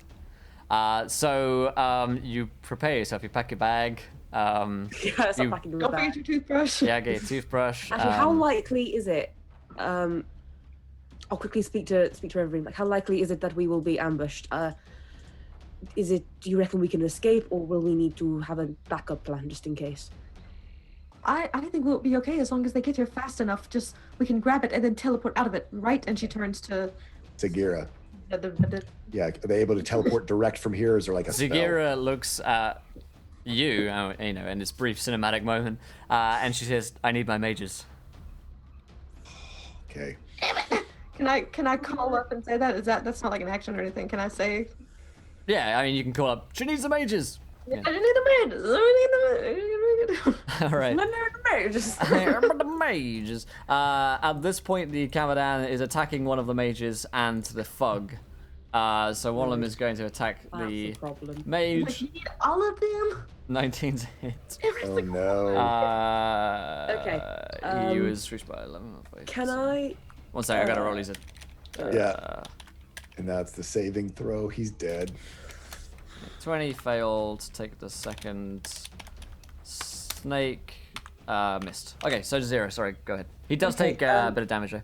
So how many mages are there? There are 3 other mages that she came Okay, I would like to then run up to where they are. I'd like to use my action to wake one, and then I'd like to use my action surge to take another action to wake the other, and then the two most alive ones, the other one's fine. And then I'll just yell to them, downstairs quickly. with. Okay. Okay. So the quickest route downstairs is to jump through the bars to 20 feet down. So they do that. So Jump you won't rush kill 'em. upstairs, you just like grab it, clap on the head, jump I just downstairs. like grab one. I'm just They like, go, wake up! they will, just jump downstairs and let Misty step down, I guess. At that point, Ubo, what are you up to? Ubo's gonna do. Does this look like there's any type of pressure plate or anything like that on the? I'm just gonna grab it. The hell with it. Oh no. Oh no. You said grab it. So he's grabbing. Oh man, all the people are probably gonna come alive. We did with honor. We were all honorable. We need to be ready to teleport. So, Oh no. as you take off the puzzle cube from the pedestal, Ubo, you hear a little Oh no. No, he doesn't. and the stone pedestal sets back in place and nothing happens. Oh my god! You jerk. You love it. How dare you? First of all, how dare you? How dare you? Yeah. Ubo's like, And upset. It's like a freeze frame of Uo, like. Ubo grabs just like, Ubo grabs the cube and his arm disappears into his shell and it comes back out empty. Let's go. I love it. All right, excellent stuff. So Ubo grabs it, goes downstairs, jumps through the bars. Down there. All right, it's Ubo's turn. Fulton. can I grab the other mage and basically you said I could fit down through between the bars, Yep. that I basically grab him and take him down through the bars, like if you need me to do an athletics or something. And I can even do a sanctuary on him so he hopefully doesn't get an attack of opportunity because that's a bonus action. Yeah, roll me an athletics to grab him and pull him down. Athletics 23. That's good. Yeah, you basically throw him down there, jump down yourself as you go in. All of you are down there. So, Reverie, this guy needs to be woken up still because he hasn't been taking an action to wake him yet. Oh no, all you three already mages do- are up. Okay, you already She woke him up. action surged the 2 and the Oh, other you're one was right. already Yeah, awake you from the action shot. surge it too. I forgot that you'd done that. Yeah, so all 3 of them are awake. The knocking on the door is like boom, boom, boom, and you can feel like the stone dust is coming down from the sheer force of the battering, and this door is not going to hold down much longer. Is there anything you Yeah. want to do at this point? Segmira's turn next. Yeah, I'm gonna look at Zag. Oh, go ahead. It's my turn, right? Yeah, River, yeah. Yeah. I just look at her and I'm like, what do I need to do? Do I need to do anything? I think we're okay. Just do your swishy thing and poof, and we need to go. Yeah, she's already focusing on the spell. So there's nothing she Casting tells it. me that I need to do or anything. She's focused on concentrating on her creating this spell at this point, yeah. I look at the other mages and I'm like, is there anything I need to do? Well, I mean, so one of them's still kind of like waking up, but they are sort of doing their mage thing together. You know, they're all in a kind of a circle, they're chanting, and they're beginning to cast the spell. They're not messing around. Okay, yeah, I'll just like, yeah, you're Okay. doing so good. Well, you can pass your turn, you can hold your turn or whatever. Yeah, I mean, I guess I'll hold my action in case that any Yuan-Ti like show up and like act. I think they get there too fast and they're trying to. Yeah, if the door breaks or something. I'll hold my action and I'll hold my short bow attack and I'll fire like up at them if I see them. One thing I will tell you at this point, one of the little cubs, the Kamadan cubs, has found its way down here. And is, within 15 feet or so. You could Throw do it something up. with you if you wanted. With it if you wanted to. If I wanted to like throw it on up there. If you wanted to, Simba this Yes. guy. Simba it back up. Yeah, I'll Back do up, that. yeah. I feel Zeros is like like that's Like that gif, yeah. I feel like that's very honorable. Okay, I'll like. Send it back to its parents. Yes. Okay. Yeah.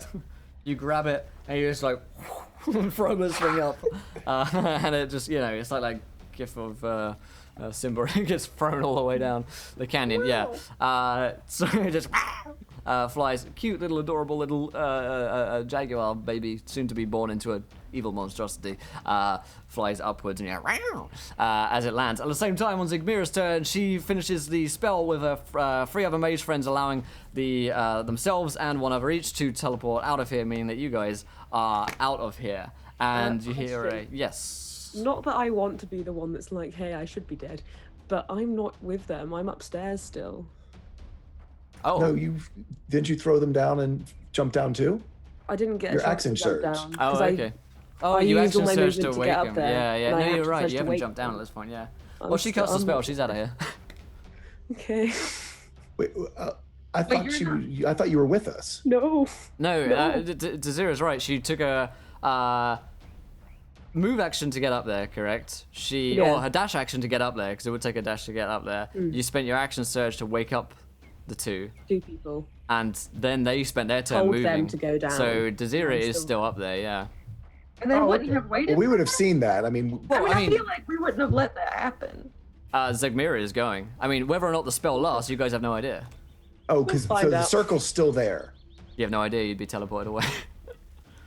Okay. Well, good luck, girl, because we are. Jump down, jump Yeah, down. I mean, like, Zegmira owes you guys nothing. Her and her mages are out of here as far as they're We had concerned. a They're about bonding moment. We had fire together. to be destroyed.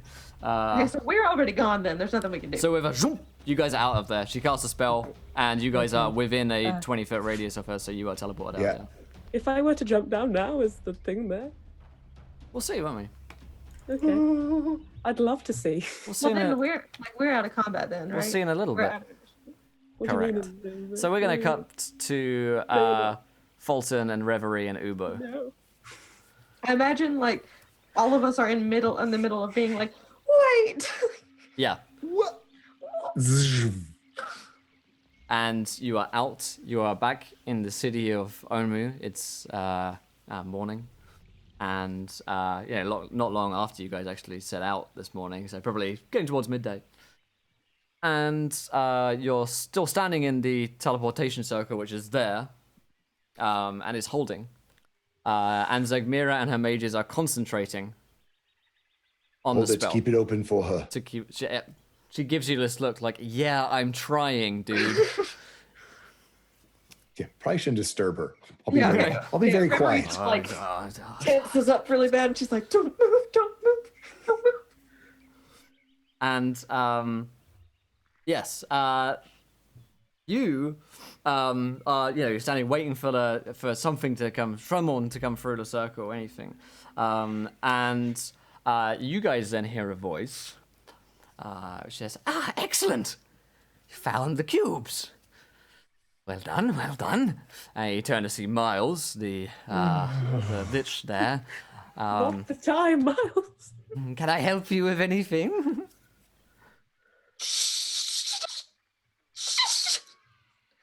It's focus time. I don't believe we met. My name's Ubo.